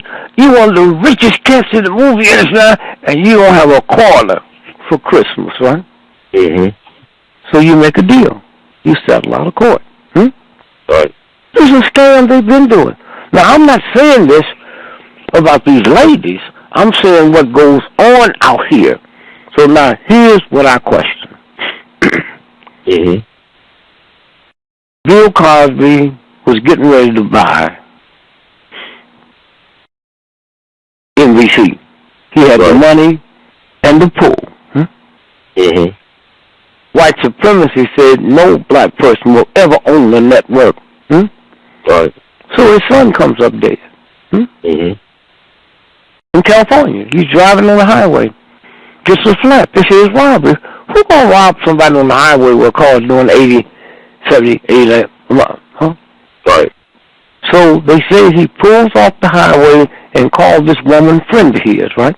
She shows up in high heel shoes, miniskirt, and a mink coat, right? The high helped him change the tire. What they didn't know, this Mercedes had the technology. You got a flat, you push the button, and it changed its own tire. Now, ask a question. How is it Bill Cosby's son was killed and he can't do no Jell-O commercials no more? Is that mean, man? He can't do no more Jell-O commercials? I mean, think about that, huh? That is really out of your mind, right? Right. Okay, so now, no NBC. So now, the word I got from my people in Europe, he's getting ready to make another big deal. Now, who told the world about him this time? Was it the black comic? Yeah, Hannibal Buress. That's who they blame it on. Yeah. No. I'm talking about who did you see? You know who they blame it on? Huh? Right. Him. Did a whole act, right? Right. Most people ain't never heard of him around the world, right? Right. Have you seen him in the last 3 weeks? No. Okay, see how they do it? They will start it off with a black man, because you can't say this is white folk trick. Right. He gets out there. If Hannibal Buress came up dead tonight, most people around the world would think, who put the hit on him? Hmm? Mm-hmm. Who? Bill Cosby, right? Right. I thought, yeah, definitely. If Bill Cosby came up dead tonight and a suicide note, how many people wouldn't believe it? Huh? That's true. Okay, so I'm not saying what they're saying is not true. I'm saying this. Why are all these women coming out when it's too late to get any money? Right. And why didn't you come out before? Yes. Now, watch this. Okay. When they came out, the girl came out, she's 15 years old. At the Playboy Club, Right. Crazy. And Bill Cosby took her and her friend. Oh, it might not be crazy.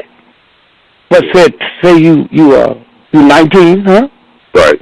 The next day, the LAPD, and if you didn't see that, you need to pull that. The LAPD say they're gonna investigate Bill Cosby and Hugh Hefner.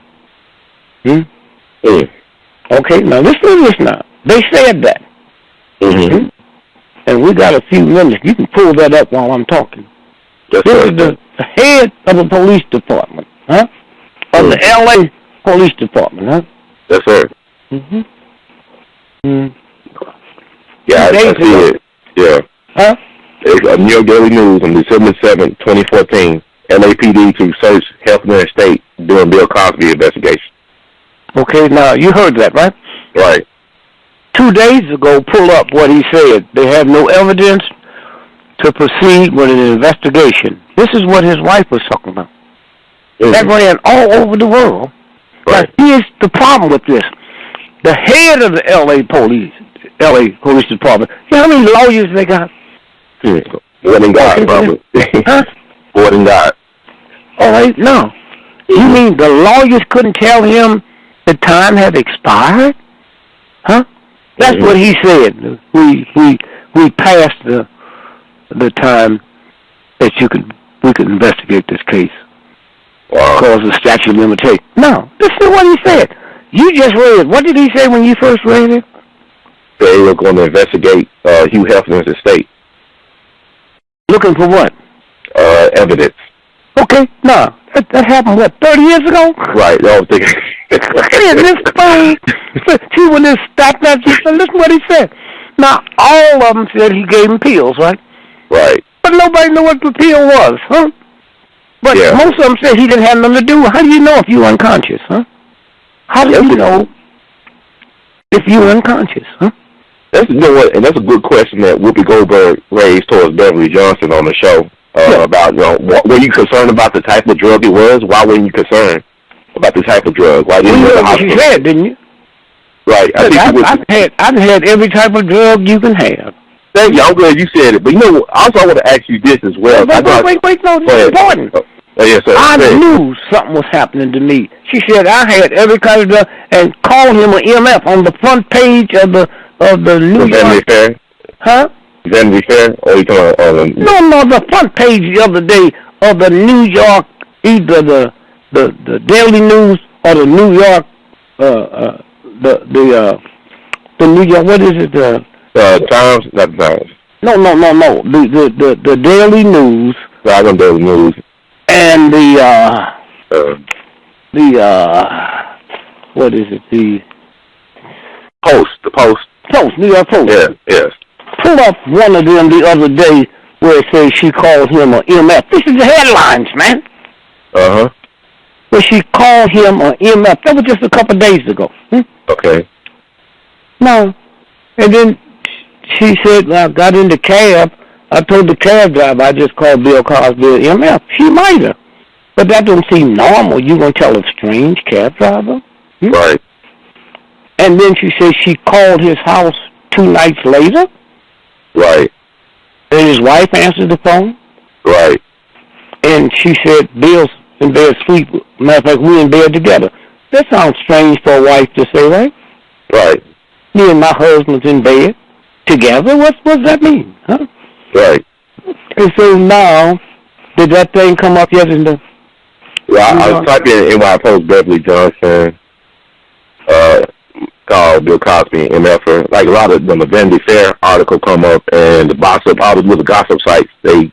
Well, I'm saying it was the headline, so we can find that anytime. No, right. Don't. So here's what I'm saying. So I'm listening to this, and I got 7 daughters. Huh? Right. I'm an entertainer. I know what entertainers do. Huh? Mm-hmm. They caught Charles Barkley in the car in the back seat having oral sex with him, and they let him go after he cussed them out. Huh? Right. Now, I would never say that on this show unless you could punch it up and pull it. It made the news. Right. So what I'm saying is it could all be true. But I'm looking at stuff. Now, what did they do? You think they're doing it for money? Hell no. Look, didn't NBC cancel his new show? Right. You know that, right? Mm-hmm. Did you know they had to pay him $50 million anyway? Well, they didn't say that. I didn't know that. I didn't ask you. I said, did you know? No, sir. No, sir. Okay. Netflix canceled his show, right? You know they had to pay him $60 million? I didn't know that. Wow. Did you know the company that distributes his reruns of the Cosby Show? Mm. Did you know they canceled? Yes. All right. Now let me tell you. Bill has 51% ownership of that. Ed Weinberger, my friend, I'm the first guy he ever wrote for, and he had to go everywhere black I went, him and Jim Sanders. That's why he's one of the richest cats in Hollywood. He wrote so many black shows. He also wrote for Johnny Carson. He wrote Mary Tyler Moore. He wrote Taxi. The money just flows in, right? Right. And so, and then everybody that was on that show, the children and everybody, that's grown now, do you know when them reruns run, every time it runs, they get $1,000 per show? Okay, now wait a minute now. It runs a minimum of 30 times a day, or maximum of 50 times. So if your daughter, if you was a little boy, if you was on the show every day, you guaranteed $30,000 or $50,000. You know how much investment you have now that that's cut off? How you gonna pay them notes, man? This thing is huge.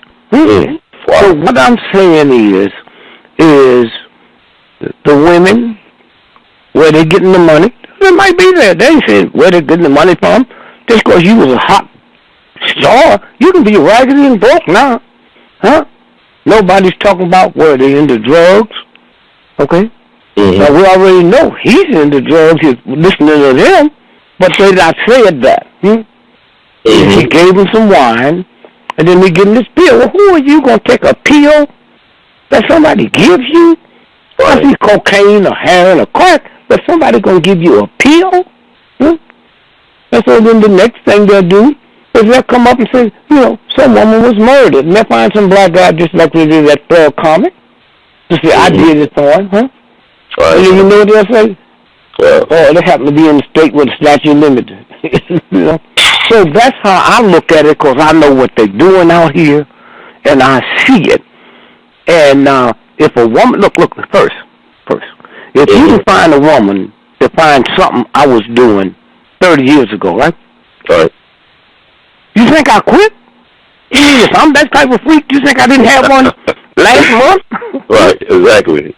You got pills and stuff now. You got all types of stuff that can keep you going for a while. You hear me? And so how come if they can go back and find all them women, how come they can't find a recent one of when did Bill stop? Okay? And so that's what we're looking at. Now, it might come out to be true, but they got to come out with some better stuff, and they're coming out. Now, finally, before we finish, we're getting ready. Now, all the stuff we missed, get another dollar. I'll give you the stuff that Brother Darren Muhammad, our good friend, he said the project is called the Boston Project with Quaker Oats. The school is the George Purnell School for Children. Fed the children plutonium in their oatmeal. Hey, he said you can read about this. See, you talk too fast, man. All right, damn, slow it down. You got old folks listening to you. All right, let me do it over here. All right. Okay. He said the project is called the Boston Project with Quaker Oats. The school is the George Fanal School for Children. They fed the children plutonium in their oatmeal. You can read about this in the book Plutonium Files. Okay, now is that the black woman who wrote the book? I'm not sure I could look it up, but also with the Kellogg's piece too, I found some recent stuff about the GMOs with the corn. Yeah. They said that Kellogg's uses 100% poison, saturated, poison-producing GMO corn. Yeah. GMO corn. What GMO corn is? Is genetically modified organism. Genetically modified organism. Organisms, okay. Right. It says what do you use it for? Corn? Bug killers like black flag and raid. Huh? They said if GMO corn was sold in a hardware store, it would be most appropriately placed next to the other bug killers, like black flag and raid. Oh, yeah, okay. No, listen. Mm-hmm. When the brother just called you, he's the number one. I talk to him all over the world, right? Right. And I said, brother, if you still listening, soon when I hang up, call me. I got something to run past you. Now listen to this here. Hear me good now. Mm-hmm. Read that again, man. Let these Negroes, like my mama, if she was alive, hear what you say. Those was rich white children. What did they do? And what year was it? Let me look it up. The Boston Project. The one you just finished reading? Yeah. That Darren sent you. Mm-hmm. Yeah. You threw it away that fast? No, I threw it away. He didn't send it to me. He didn't send me a link or anything like that. That's, Well, what were you reading just now? He read a note he gave me. He gave me a note. Well, what'd you do with the note? In the early 1950s. The Boston Project in the early 1950s. Slow up, man. You got people there trying to write it down? Yeah, the Boston Project in the early 1950s. And the experiments with radiation on people. Go ahead. And I'm trying to... Let me tell you something. Okay, I got it. In the 1950s, mentally retarded students were given permission by their parents to belong to the science club at the Fanal School in Waltham, Massachusetts. They were fed radiation with the cereal to identify the pathway of nutrients in the human digestive system. The tests were carried out by the Quaker Oats cereal researchers from the MIT. I want to read that part again. Now, wait, didn't I tell you MIT? You told us. That would make Hitler blush. Did I tell you that? Yes, sir, you told us. The proof is in the oatmeal. Well, Quaker Oats wanted to prove that nutrients in their cereal travel throughout the body so they could win an advertising war against cream of wheat, their largest competitor. Okay. Quaker Oats hoped that traces of radiation would help them to identify the rates of absorption and elimination of the nutrients. Okay, now, hold it. Let's do me a favor. Do me a favor. Okay. Do me a favor. We will have Brother Darren on because there's still something that they did in the 1920s. Right. With that same school, okay? But I just wanted poor white folks and black folks to know they do this to rich white folks. They don't care. So if you know they do it to them, what they doing there, and that was in the 50s. The one I was talking about was in the late 20s. Right. And they also said they settled a lawsuit on December 31st, 1997. Quaker Oats settled a lawsuit, and 30 of the students were awarded an overall settlement of $1.85 million. $1.85 million. Yes, sir. And so again, I'm saying when you look up here and think about black folk killing, oh, come on, y'all, And so, how much time I got? We kind of ran a little bit over, but I had got some callers that want to talk to you right quick. I don't know if you could take calls right now. Yeah, but before I do that, let me do this here. Okay. About Christmas, right? You heard of Jolly Old Saint Nick, right? Right. Jolly Old Saint Nick. So that means his name was Nicholas, right? Right. But he became a saint, right? Right. So who is he? He was one of the richest cats in Europe. And every year during the holidays, he gave all his money away. That's why he became a saint, okay? Mm-hmm. Jolly old Saint Nick, okay? Now, Santa Claus, the chimney man, right? Right. In Europe, when there wasn't no oil stoves or gas stoves, it was just wooden stoves or coal stoves, and that created soot, right? Mm-hmm. So that was the white dude that went down and cleaned the chimneys out, okay? Right. He was a chimney sweeper, okay? So they take that and put it into mythology, right? Mm-hmm. Now, I've always wondered why, when they killed my Jesus, they told me to call that day Good Friday, right? Right. So I called him, how can that be a good day if you kill my Jesus? Well, let me tell you why it's a good day. The sun dies every year on December the 21st. You got that? Yes, sir. That's the first day of, the winter solstice? The winter solstice, right? Mm-hmm. December 21st. Right? The sun dies, okay? Mm-hmm. Now, that's 3 days before Christmas, right? Right. Okay? So now, the sun dies. This is the story. This is where this story came from. December the 21st, right? Right. Is when the sun dies, right? Mm. So when you got him, your mother was impregnated by your father, it goes into the seed and it smothers to death for 3 days, and then it explodes, okay? Mm-hmm. Now, on December the 25th, midnight, right? Yes. Okay? Now, are you old enough to know that you used to go to people's house and there was a death in the family, be a wreath on the door? Okay. Now, well, go ahead, I'm listening. Okay, a wreath, and it had a purple ribbon on it. Mm-hmm. Because when you die, you all turn black. So all them white folks, look at people themselves when they die. You turn black, right? Mm-hmm. So if you was going by somebody's house and you saw that wreath on the door and you hadn't been in town in a year, you going by to have a party, you go get back in the car, right? Right. That wreath, right? Mm-hmm. And then after the funeral, the wreath is taken down. Okay? Now let's go back. On December the 25th, midnight. Now I need you to count, but you got to be tricky now. Right. December the 21st, midnight. The sun dies for 3 days. Now we got to count. From December the 21st, midnight. December the 22nd, midnight. 1 day. December the 23rd, midnight. 2 days. December the 24th, midnight. 3 days, right? Well, December the 24th, midnight is also the morning of what? Christmas Eve. Christmas Eve is over. Right, but you said 3 days. Actually 4 days, right? No, son. Midnight the 21st, right? All right, midnight 21st. I got you. Okay. Midnight the 22nd is the first day. Midnight the 23rd is the second. Midnight the 24th is the third day. That's when the wreath comes down and you light the tree.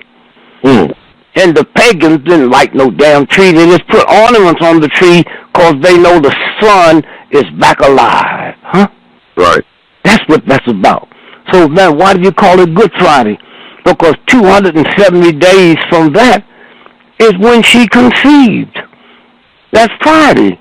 And that's why it's called Good Friday, Yes, sir. And so anyway, I'm saying when you sit and you look at all of this, now what we need to, you got some people want to call, okay. Yes, sir, I will make it quick. You have to make it quick. They don't need to make it quick. Are you sure? I mean, okay. All right. I take the first caller, 313, on the air. Welcome to WeAllBe. How you doing, Brother Ron and Brother Dick? Fantastic, man. Can you talk a little bit louder so I can hear you better? I'm sorry, can you hear me better now? I hear you good now. Real good. Okay, I'd just like to say I hope that God and my mother and father keep blessing you and Brother Ron with long life.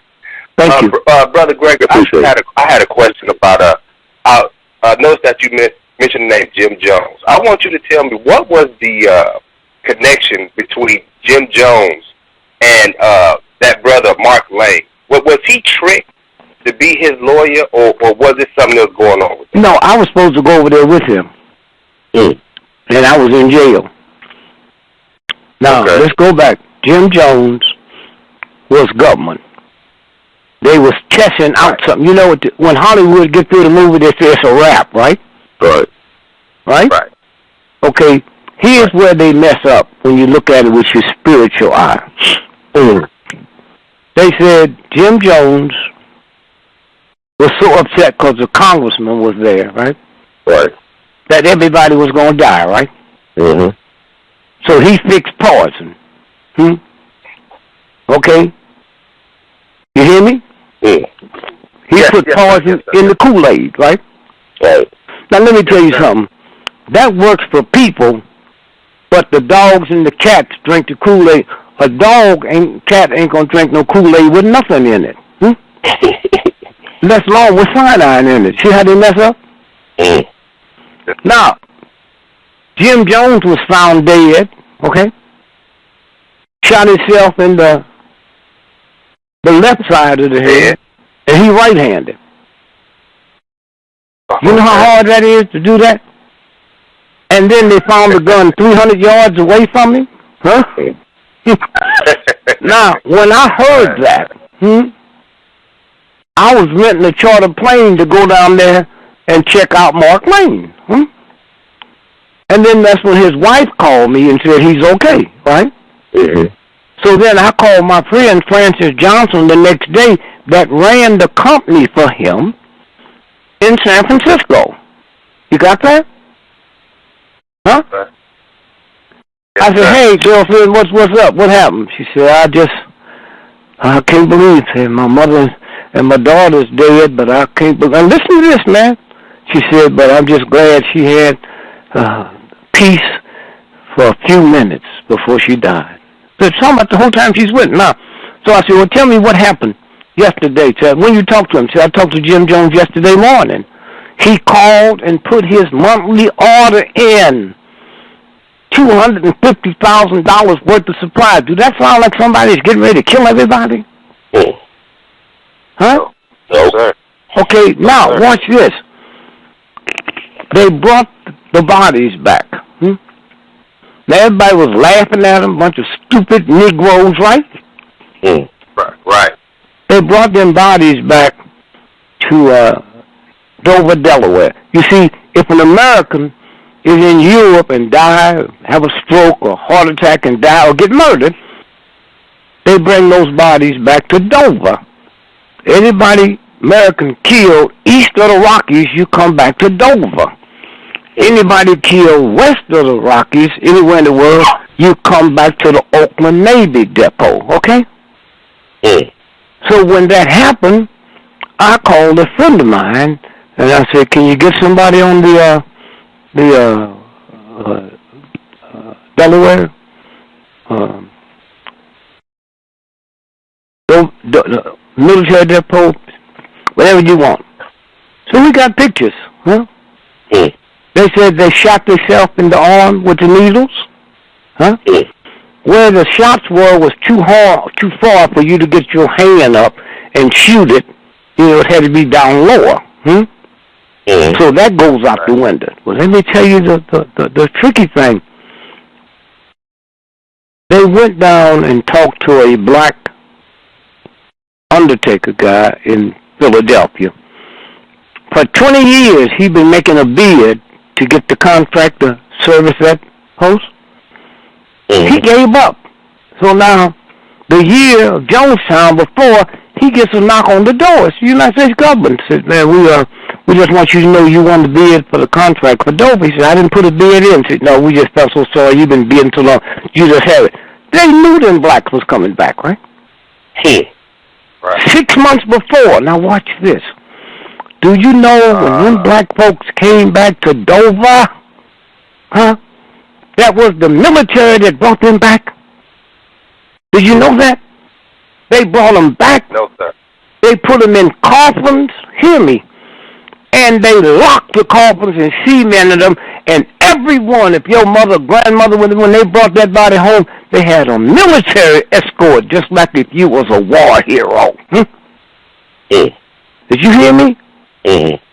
And they went there to see to it those coffins was put in the grave, and that grave was covered out, or you could have them cremated. That's how vicious this is. So what we know now is the country right next to it, which is 2 miles, they dropped tear gas and put everybody out. Then they injected them. That's how the dogs and the cats. There ain't no dog. You can't get a dog to drink Kool-Aid. Okay? You can't get a dog, unless the dog is real thirsty, you know, the water to come out the faucet with the chlorine and fluoride. They won't drink that. They'll let it sit in a bowl. You can put it in a bowl for a dog. They'll let it sit there until all gas goes up to a high level. So I tell people who don't want to buy bottled water, say get you tap water and sit it on the floor if you got a dog or a cat, and don't you drink it till you see them drinking. No, so that's what that's about. The government paid for it. You know, they made these white folks and white folks think there were spoons, and that was an experiment. That was an experiment. And then after it was over, they said it's a wrap. It's a wrap. Good. All right, so we got another caller, Eric Cole. Thank you, brother. Yeah, thank you, brother, for that. That was a great call. Trying to get this. Eric Cole 212, you on the air. Welcome to WeAllBe. 212. Let's move on. Got Eric Cole 401, y'all on the air. Welcome to WeAllBe. How you doing, Brother Ron? How you doing, brother? How you doing? What's your name? Wayne Barboza. Hey, brother Wayne, how you doing, man? Yeah, go ahead. God bless you, brother. Dick Gregory. Peace and love to you, and happy holiday. Oh, I'm so glad to get in touch with you. I don't know what kind of time is left on the show. I actually thought the show was over. It's overtime a little bit. Go ahead. Go ahead, keep talking. I hear you. Go ahead. I'm going to jump right. I'm going to jump right into it because I'm not used to these phone calls. Brother Gregory, you lived in Plymouth for a period of time. I still live there. I still live in Plymouth. What? I still live in Plymouth. I didn't hear you. That's the way I understand it. I work on a project. I've been working on it for 14 years, and I know you know more about it than I do. It's called the Parting Ways Project. The what? Parting Ways Project. Parting Ways. Tell me about it, because they got stuff listed under different names. I understand, because I'm an elder myself. Back in the 60s, a settlement in Plymouth was discovered, and architects dug it up, and they started. Does that ring a bell? No, I can't hear. I didn't hear what you just said. Yeah, you broke up a little bit. Huh? I was saying his voice broke up a little bit. Yeah. So what did you say now? Okay, I'll try again. Back in the 60s, yes, a settlement of African American veterans that fought with George Washington yes, was given Lincoln. Are you familiar with that land?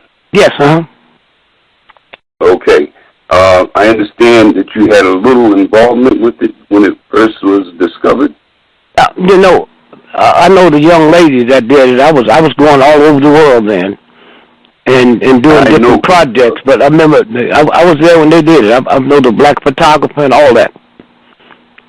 Well, I'm working with the project. We got the land back for a memorial to build for these patriots. And just recently, we were inducted into the Congressional Black Caucus of Veterans Brain Trust. And the Department of Interior and a whole bunch of people, big shots, so forth, all endorsed and ready to negotiate on what to do with the land. Now, for 14 years, I haven't been able to really speak. I'm the vice president of the nonprofit aspect that own the land. Okay, and let me catch my mind straight. Take your time. Because this is 30 years in the making, and 14 years of my life. And I raised 13 children, so I'm at the end of the rope. I have to succeed right away. And what I'm trying to accomplish is to build a memorial there. But not a dead memorial, a living memorial. We're planning on taking 5 acres of the land that we got back and doing aquaponics and hydroponics, etc., and a research center. Yes. A learning center there. So there's a big political debate that goes way back to the Plymouth nuclear power plant, Bechtel. Yeah. And with Dukakis and Kennedy and all them guys were involved. Right? Yep. Okay. Now, I know I can't put this into this a short time. And that. Well, here's what we do. Let me tell you what we do. The brother, he'll give you where to get in touch with him, and you send the information to him. We will get together with Derek and some other folks and some women. But now remember, real quick, what would you like to do? Well, at this moment, I wouldn't want to talk on the phone because... No, I just said, what would you like to do? Didn't you say something about a memorial? Yeah, we want to develop... Didn't you just tell me that on the phone? Yes. So that's all I asked you. What would you like to do? I would like to develop that land. Okay. Now, do you have to get licensed? Do you got to get permission? No, we have everything in place except for the professional and the finances. No, you're not hearing me. When did you get the permission and the license to do that? We've had it for over 30 years. All right, now you better look and see if they... No, hear me. Look and see if they're expired, okay? Oh, 1965. Huh? 1965. What about? That's when the corporation received the land and title. I didn't say that. No. See, you're not hearing me. You think this is just an ordinary... I'm saying look and see have that expired, because if it has, you ain't getting no more license, okay? That's all I'm saying.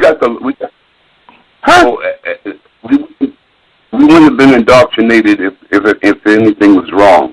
We wouldn't have been allowed into the Baby, you're not hearing me. You're not hearing. Look, that's why I don't like to deal with stuff on the phone. Okay? I'm telling you this. Do you have a car? You drive a car? Yeah. When do your license expire?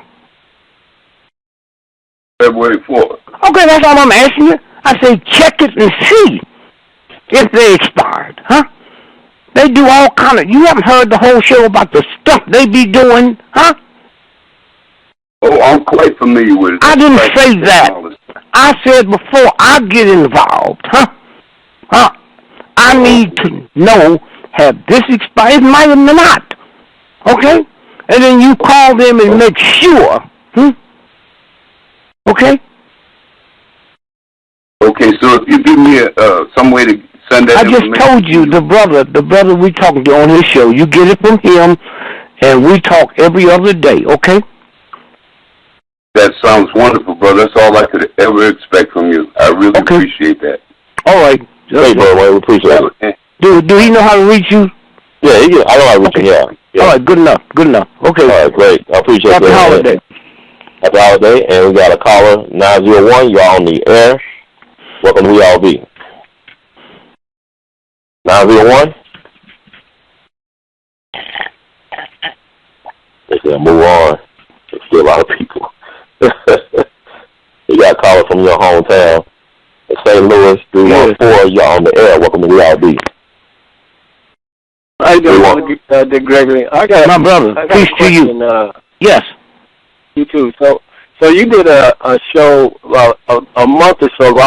I listen to everything you do on YouTube and everything. I follow Brother Son and all that. But you did a show on AIDS, and I found it hard to believe. I finally came across this guy named Dr. Sabi, and he was saying how he cured AIDS and cured all this type of stuff. And you and him had a seemed like a tit for tat about. He said that you said black people manifested sickle cell to combat malaria and all this and that. Yeah, sure. That's you born with that. And also, hold on. And one other thing. Now you say you're Uncle Tom or whatever. I mean, not whatever, but if you say you're Uncle Tom, and it was in another show you said that you're not gonna say certain things on the phone or on the show. And I'm figuring, like, what do you have to lose, or it just seems a little disingenuous if you're keeping. Let me say something. Wait, hold on, bro. Let me say something. If you have something to say, I mean, no, I'm not. I'm trying to be, condescending or anything. You know how many agents call me up when I'm on the phone talking that crap you talking, huh? All right. I just didn't know they use St. Louis. Listen to me. Hear me. Okay? I know stuff if I told you Americans would start committing suicide. Okay? All right? But why don't you let it decide? Because that sounds like some Area 51 type stuff, like they keeping stuff where they have so many secrets and we don't know what to believe. But if you have some pertinent information, I mean, what do you have to lose? I mean, just let us know, like NBC. Let me tell you something, son. Let me tell you something. I know stuff. No, wait. Will you shut up and let me talk? Huh? Yes, sir. I know stuff that if I said it on this show, it would discredit me, huh? And if you hear me talk, I will never say when Kennedy was. Are you still talking? No, can I meet? Well, let me meet you. I want to know. That's why I want to ask Obama or somebody like that. Like what? Like, have he seen an alien or you know what? Let me tell you something. Stuff that you know about. You know the good part about shows like that. Tell me then. I ain't gonna tell nobody. Anybody can call. Crazy people in jail. So I don't know which one you're in, but I'm through with this here. Okay. I went all over the world. I'm with top researchers. We know stuff. You heard stuff on Jonestown you ain't never heard tonight, okay? And then you gonna call me up and question me about some stuff, huh? And then go get belligerent about it? I'm gonna tell you what, I wouldn't sell you an ice cream cone.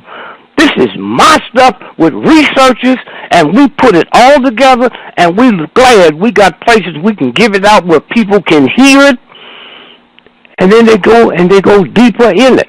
The last thing I'm going to say to you is this, huh? There was a psychic, was known as the #1 psychic in the West. I always tell people, when you go to St. Louis, sit your watch back 3 hours. Now listen, here's Gene Dixon. Mm-hmm. Now, would you punch this up while we're talking? Okay. Gene Dixon, 18 months before Kennedy went to Dallas, huh? Before Kennedy went to Dallas, huh? Mm-hmm. Okay? She did a column and said, I see dark clouds around JFK's head. Don't go to Dallas. He wasn't even booked to go to Dallas. Right. Please, Mr. Kennedy, do not go to Dallas, huh? Mm-hmm. Now, 18 months later, he gets shot. Okay? Right. Now, she runs the column again all over the world. And you know what they found out? What?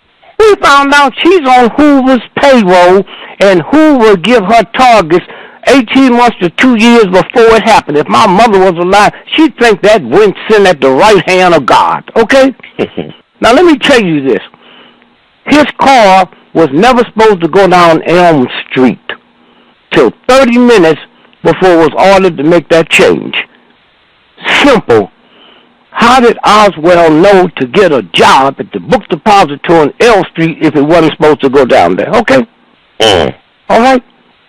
So we sit here and we do stuff. We watch stuff. We know what we can say on a radio show. Okay? And we know what we can say in private meetings. Okay? Didn't you hear me tell that brother before you to get in touch with him, and then we'll have a meeting and we'll go through with it? And you sitting here talking about you want to meet with the president. I hope you take your pills before you meet with him. Okay? Thank you. Right. Also, I want to say with Gene Dixon, they also said that she actually predicted the death of Dr. King, too. I didn't hear you. They said she predicted the death of Dr. King as well. Kennedy and King. And you said J. Hoover hated King, as we all know. Yeah. So that's interesting. I don't know he hated him. I know why he hated it. I'd never say this on the show. Right. Oh, I got you. Okay, I got you. Brother Greg.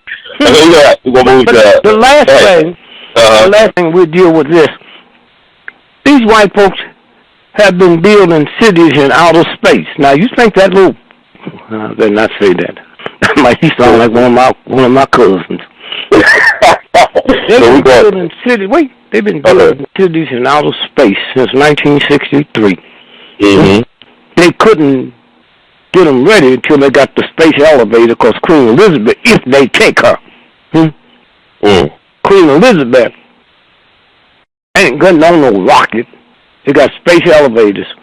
The elevator was put together at Florida University. What they call the Gators? What Florida, yeah, University of Florida, yeah. Okay, yeah. And the other one, the rod that it goes up on was put together at Virginia Tech. Okay, it's ready. Now the reason I said I don't know if they're gonna let Queen Elizabeth on it, because I want you to hear this, brother. Mm-hmm. London is not part of Britain. Did you hear that? Yes, sir. London is not part of Britain.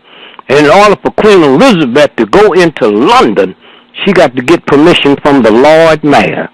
And if the Lord Mayor gives her permission, she got to come through the back gate, Temple Gate, dressed up as a servant. Okay? Wow. As a servant. But Britain is not connected to London at all. Now, for your benefit, my brother, punch up, write this number down. You too, write this number down. February the 2nd, 2013. And I want you to punch this up so you can read to that. I'm going to say this again. Wow. Did you February the 2nd, yeah. What's it say about the Vatican? The Lord, did it mention the Vatican? Yeah, like United States Conference of Catholic, let me see, I'm typing to the link. Wait. Let's go over it again. The United States Conference of No. Okay, go ahead. No. The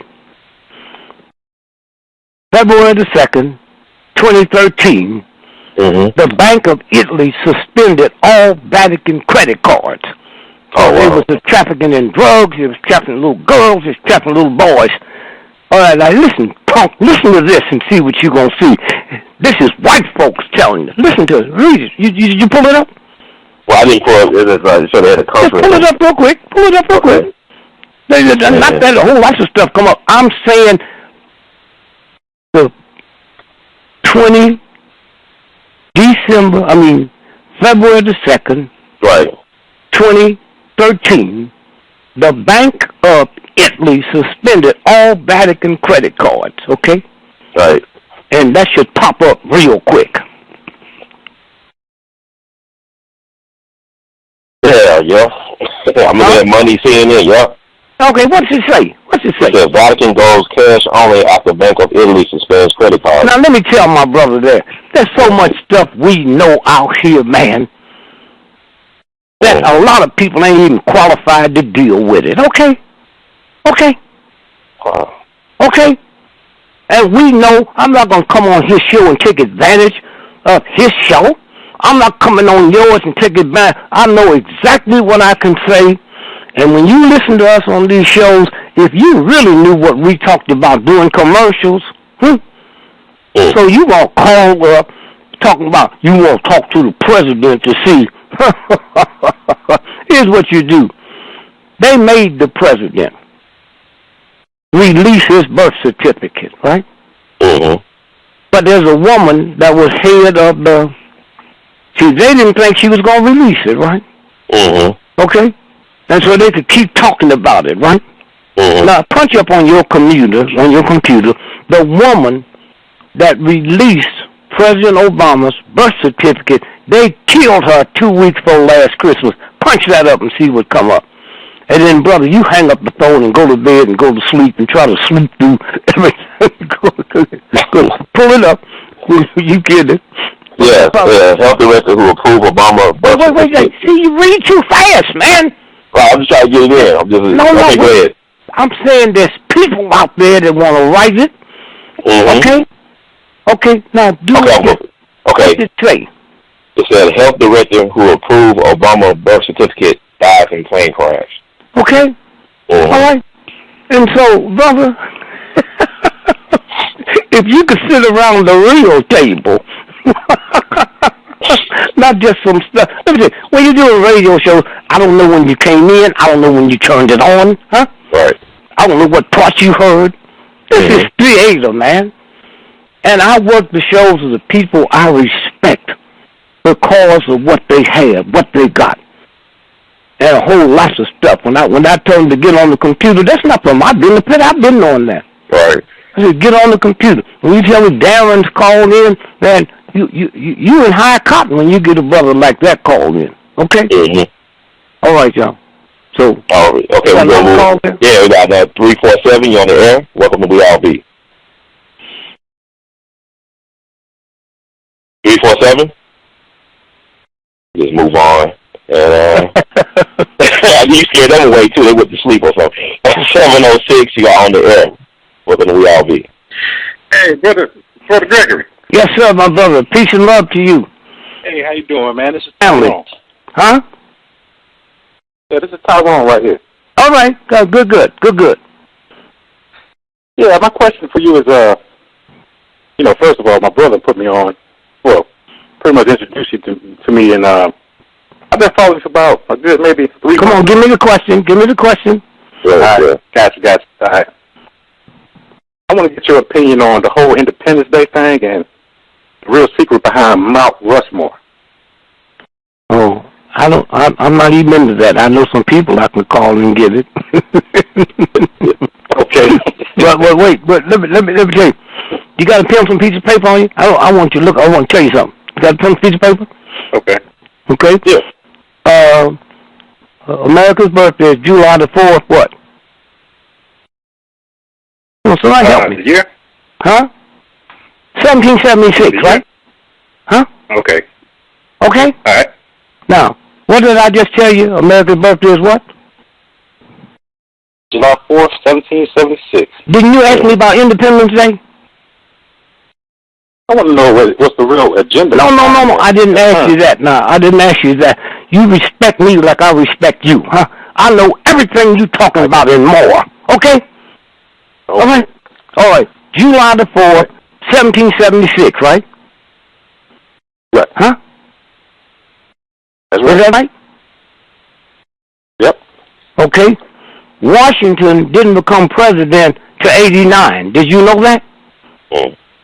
I did not know that. That's what I'm telling you now. Huh? Then who ran the country?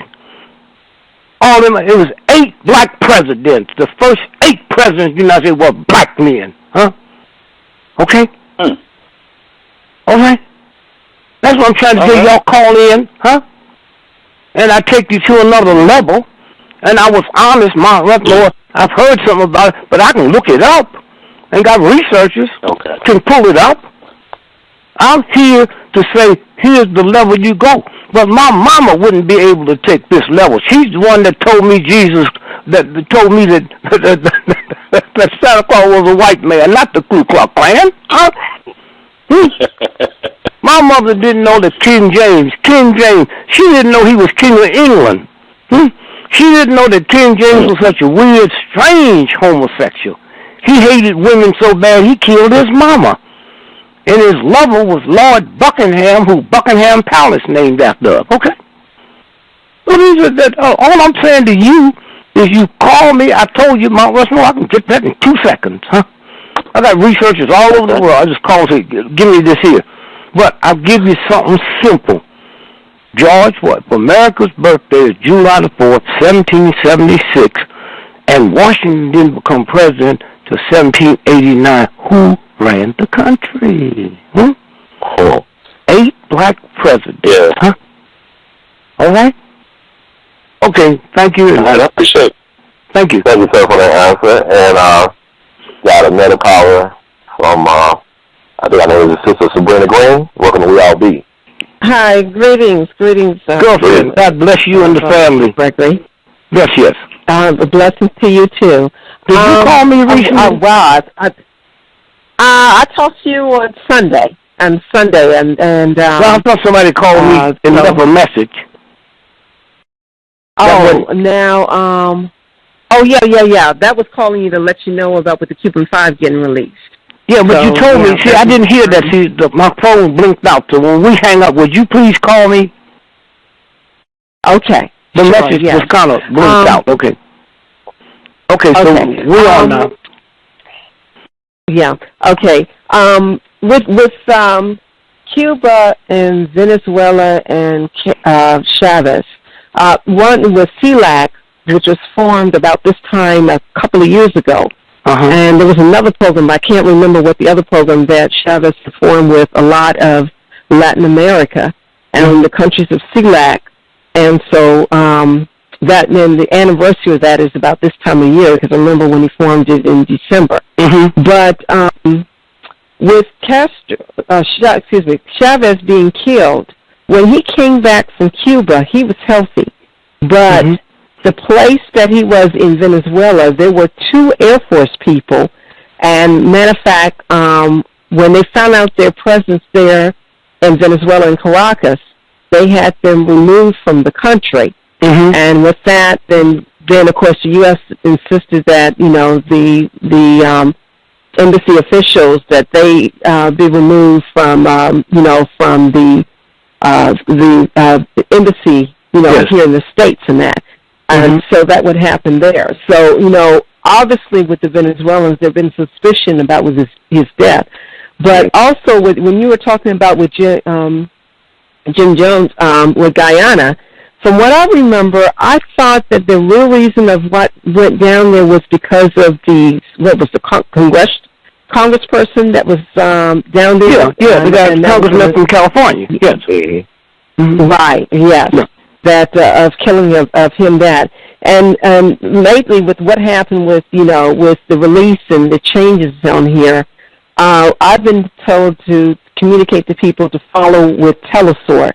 Especially what's going to happen in the next days coming up here. Because the release of Gross was not just only for Hanukkah, but on January 1st is the anniversary of the revolution in Cuba. Yes. So hold that. No. Hold it. One second. Okay. Did you know the United States government financed Batista and him? Yes. Did you know that? Okay. Yes. Now, do you remember when Castro came here and marched in Harlem? Yes. Did you know before he came here and marched in Harlem, he had a ticker-tape parade down Pennsylvania Avenue? Did you know that?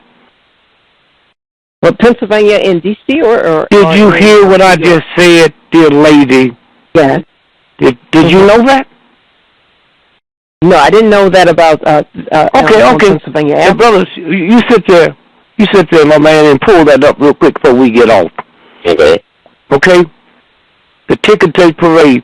And what was the greatest revolutionary of our time? What was his name he fought with Castro? Che. Castro helped kill him. He's never a punk dog. Castro helped kill him. Did you hear me? Wow. Are you looking for that? Yeah. Ticker-tape parade, Castro down Pennsylvania Avenue. They say he was given I'm looking at the Washington Times, and he was given a ticker-tape parade in New York. No. We know that. That was in Harlem. Yeah. I'm saying he was given a ticker-tape parade down Pennsylvania Avenue before he ever knew where Harlem was. Okay. Right. You don't see nothing coming up? I'll type it in. Okay. And so, girlfriend, thank you. I just love your information and the whole thing. Well, I certainly love your information because you give us a real re-education of everything. Sometimes we get together again. I tell you the real thing about Kennedy. Okay. Okay. All righty. Your thanks. Nothing come up? Now, nothing was just, I'm going to look at it. I'm going to try to find it. And did you know, sister, that Kennedy's brain was missing? Yes. Okay, now think about you telling us that. Now think about this. Here's a man shot. We don't know who did it. Everybody think it could have been Castro, could have been the Russians. Who could get that close to the body to steal his brain? Okay? Did you know the coffin that they buried him in? Now, you can pull this up. That's what I'm giving. You know the coffin that they buried him in, put in the ground? Do you know they dug that coffin up and threw it in the ocean? Oh. Did you know? Yes, because you had mentioned that before. Okay. Yeah. Okay. Yeah, no, it's mean, girlfriend. It is mean.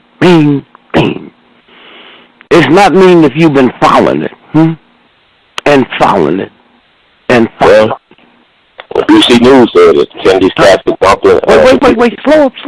BBC News stated that Kennedy's casket was dumped in the Atlantic Ocean about 9,000 feet. Yeah. We got the exact measurement where it is. We could find somebody who could swim, could go down there. Why would they hide that? Because it's radio shows like yours that's going to make people in colleges that's doing the research go in there and look, and they would see the blood and the whole thing. And did you know the car that he was riding in that day at 4 o'clock that evening, they sent it back to Cincinnati where they make them and have the whole car overhauled? What about forensics? What about blood splatter? Right. Yeah. And when the Kennedy family was trying to find out, they started killing them and making like it's a bad omen. They killed the Kennedys and kept the Bushes, huh? I'll ask you this before we go, Brother Greg. I'm appreciative of you taking the time. But you still didn't find out about the march here. I didn't find it. I know you tried out for the Washington Senators back in the day with a picture, but that's another story. I know that part. But I want to ask you this because I think it's very important. Don't forget this, when you hang up, call me back because I really meant to call you back, but the thing I got a boop on it and I didn't. Okay, what were you going to say, brother? Yeah, I want to talk to you about this because, just clear some stuff because you, like you said, you've been longer in the movement. You're a soldier, been down for the cause for years. I have been hearing people tell me this. They're claiming now that Dr. King and Jose Williams had a relationship and that Coretta Scott King was a lesbian. Have you heard that? No, but why would you say something like that on a black show, which is a goddamn rumor? Are you crazy? Huh? Yes, sir. Why would you say something like that, huh? If you don't have the information, I don't have no problem with you saying it, but do you have the information? No, I'm not saying that. You think if I had it, you think I'd answer something like this on your show? Huh? No, sir, I had to take a chance, God. No, you can't take a chance, man. That's the where you think that came from, huh? Oh, from white supremacy, from white folks. Okay, so why don't you call them and ask them that, huh? On this here show here, as many times if you have me by yourself, you never whispered that to me, huh? You wait till you get on the air all over the world and throw out some shit like that? I thought we was friends, man.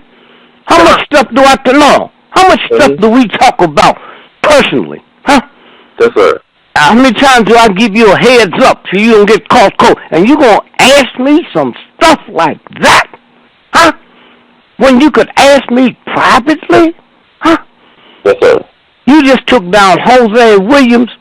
If there's anybody on the planet that was never gay, was Jose. Okay? All right? Yes, sir. All right. And then so you going to talk about Jose, King, and Coretta this close to Christmas? And if I didn't know you like I know you, I swear you was an agent, man. No, I was talking. Yeah, I know. I understand. No. I didn't say that. No, I understand. I said as long as we know, you can call my house, you can call my wife. Yes, sir. You run that past me. Say, man, let me run this past you, huh? Then I said, yeah, but we can't talk about it, huh? Yes, and sir. you just gonna hit me with some shit like that, cold, huh? And then I ask you, do you have evidence?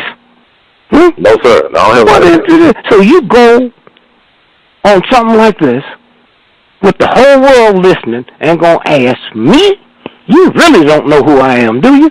And I was just thinking to tell you, I saw the movie that Oprah made. Okay? Yes, sir. We talked about that last. Yeah, it was long before seeing it. It is okay. All right, so Darren, give me a call.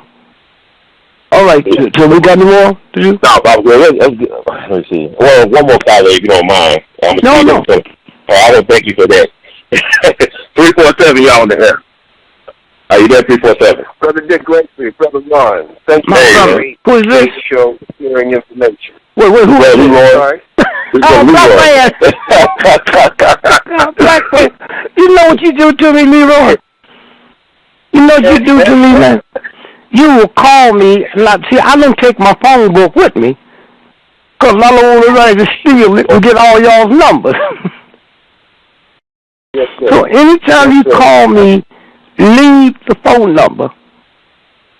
Yes, and that's why I couldn't get back to you in the last couple of days, because I got some stuff to talk to you about in New York, man. I just want to add to the information that you were sharing about that space elevator. Yes. Because anyone who wants to go behind, or not go behind you, but utilize the opportunity, they can go into Google and put in space elevator. There's a lot of information coming out now about this space elevator. Yes. Yes, that's what I'm telling this St. Louis punk. There's so many people out here with information, and those are people that I call.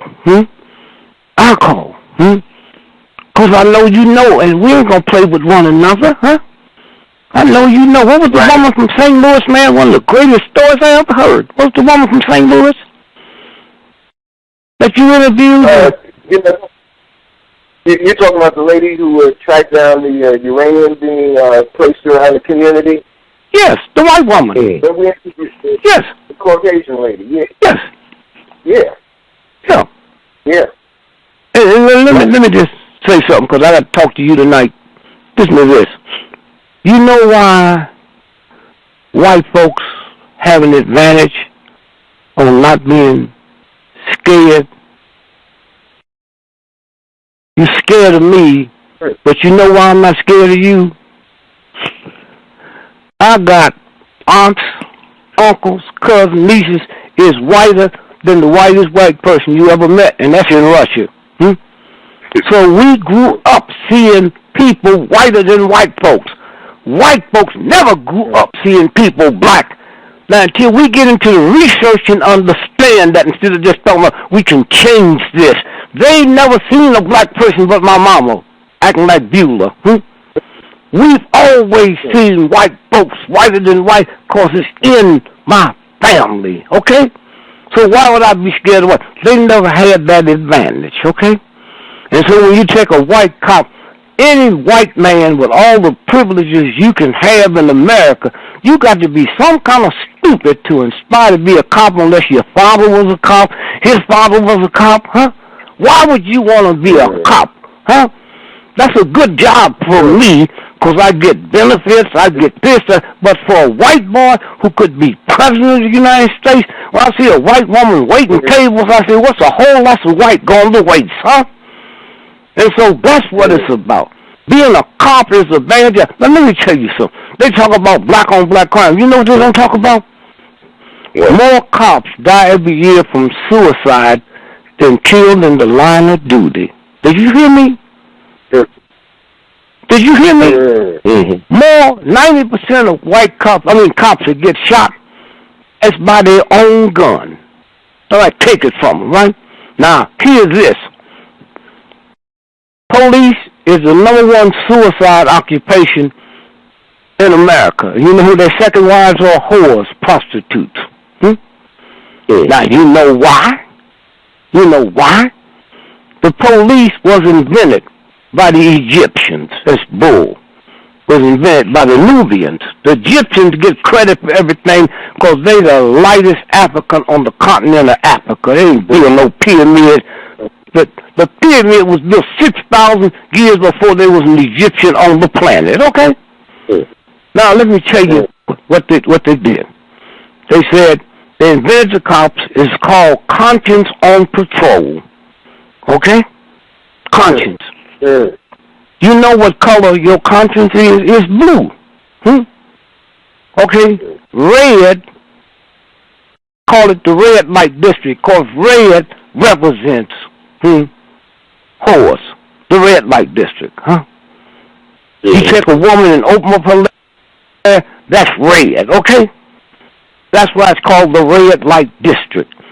When Hoover sent that prostitute out to sit Dillinger up so they could kill him, she was called the woman in red, okay? Right. All right? Now watch this now. So what the Nubian said, conscience on patrol. Have y'all ever been driving and look through your rearview mirror and it's a cab but look like a police car and you slow up? That's the conscience on patrol, okay? Then the white folk came in and got it and called it constable on patrol. See how it works? Right. Now let me tell you how tricky this is. They call men in blue. Well, no women on police department. Men in blue. Now let me tell you something real low down. You got to get way up to deal with this. Every city on this planet Earth. What did I say just now? Everywhere? Every city. All city cops' uniform have to be blue, or they'll come and shut that town down. The real people, not you chumps out here. White ain't a color, it's an attitude. And if you ain't got trillions of dollars, you can't have the attitude, okay? All right? Now watch this now. Okay? Did you hear what I just said? All city cops all over the world, if you're Muslim, atheist, whatever, you better not have a city cop that's uniformed not blue. Now, state troopers, they color can be anything, huh? County cops can be anything. Now y'all see how big this thing is y'all trying to mess around with, huh? I'm going to say this again. All city cops on this planet uniform have to be blue. And if they're not, they'll shut it down. Okay? That's what this is about. Okay? A whole system that was put together a long time ago with codes and codes and codes. Okay? And so then again, now why are the cops so crazy? They ain't born crazy. You know why they're so crazy? Why? If any of y'all listen to me had wallpaper on the wall with lead paint in it, okay? There's a possibility your children end up with lead poison, right? So what do you think happens to a cop that walks around with lead bullets wrapped around his belly? 8 to 10 weeks. They're crazy. The lead around. I know this with the head of the police, Benevolent, that always wanted to defend cops because of how bad they killed me, but they haven't gave them the research to say, hey, they come in and bring you a check. You know how many billions of dollars they have to reach back and pay cops, huh? Because of this? And they've been knowing this. I'm going to say this again. Lead around your belt. That's why the old cowboys, y'all ever heard the word gunslinger? Right. That's because the gun slang down off their body so it wouldn't touch them. You ever heard of the dead eye? You got to be a dead eye shot? Right. Why? Because you couldn't carry no bullets with you because the lead would get in your body, okay? That's what this is about, huh? And they don't know that, okay?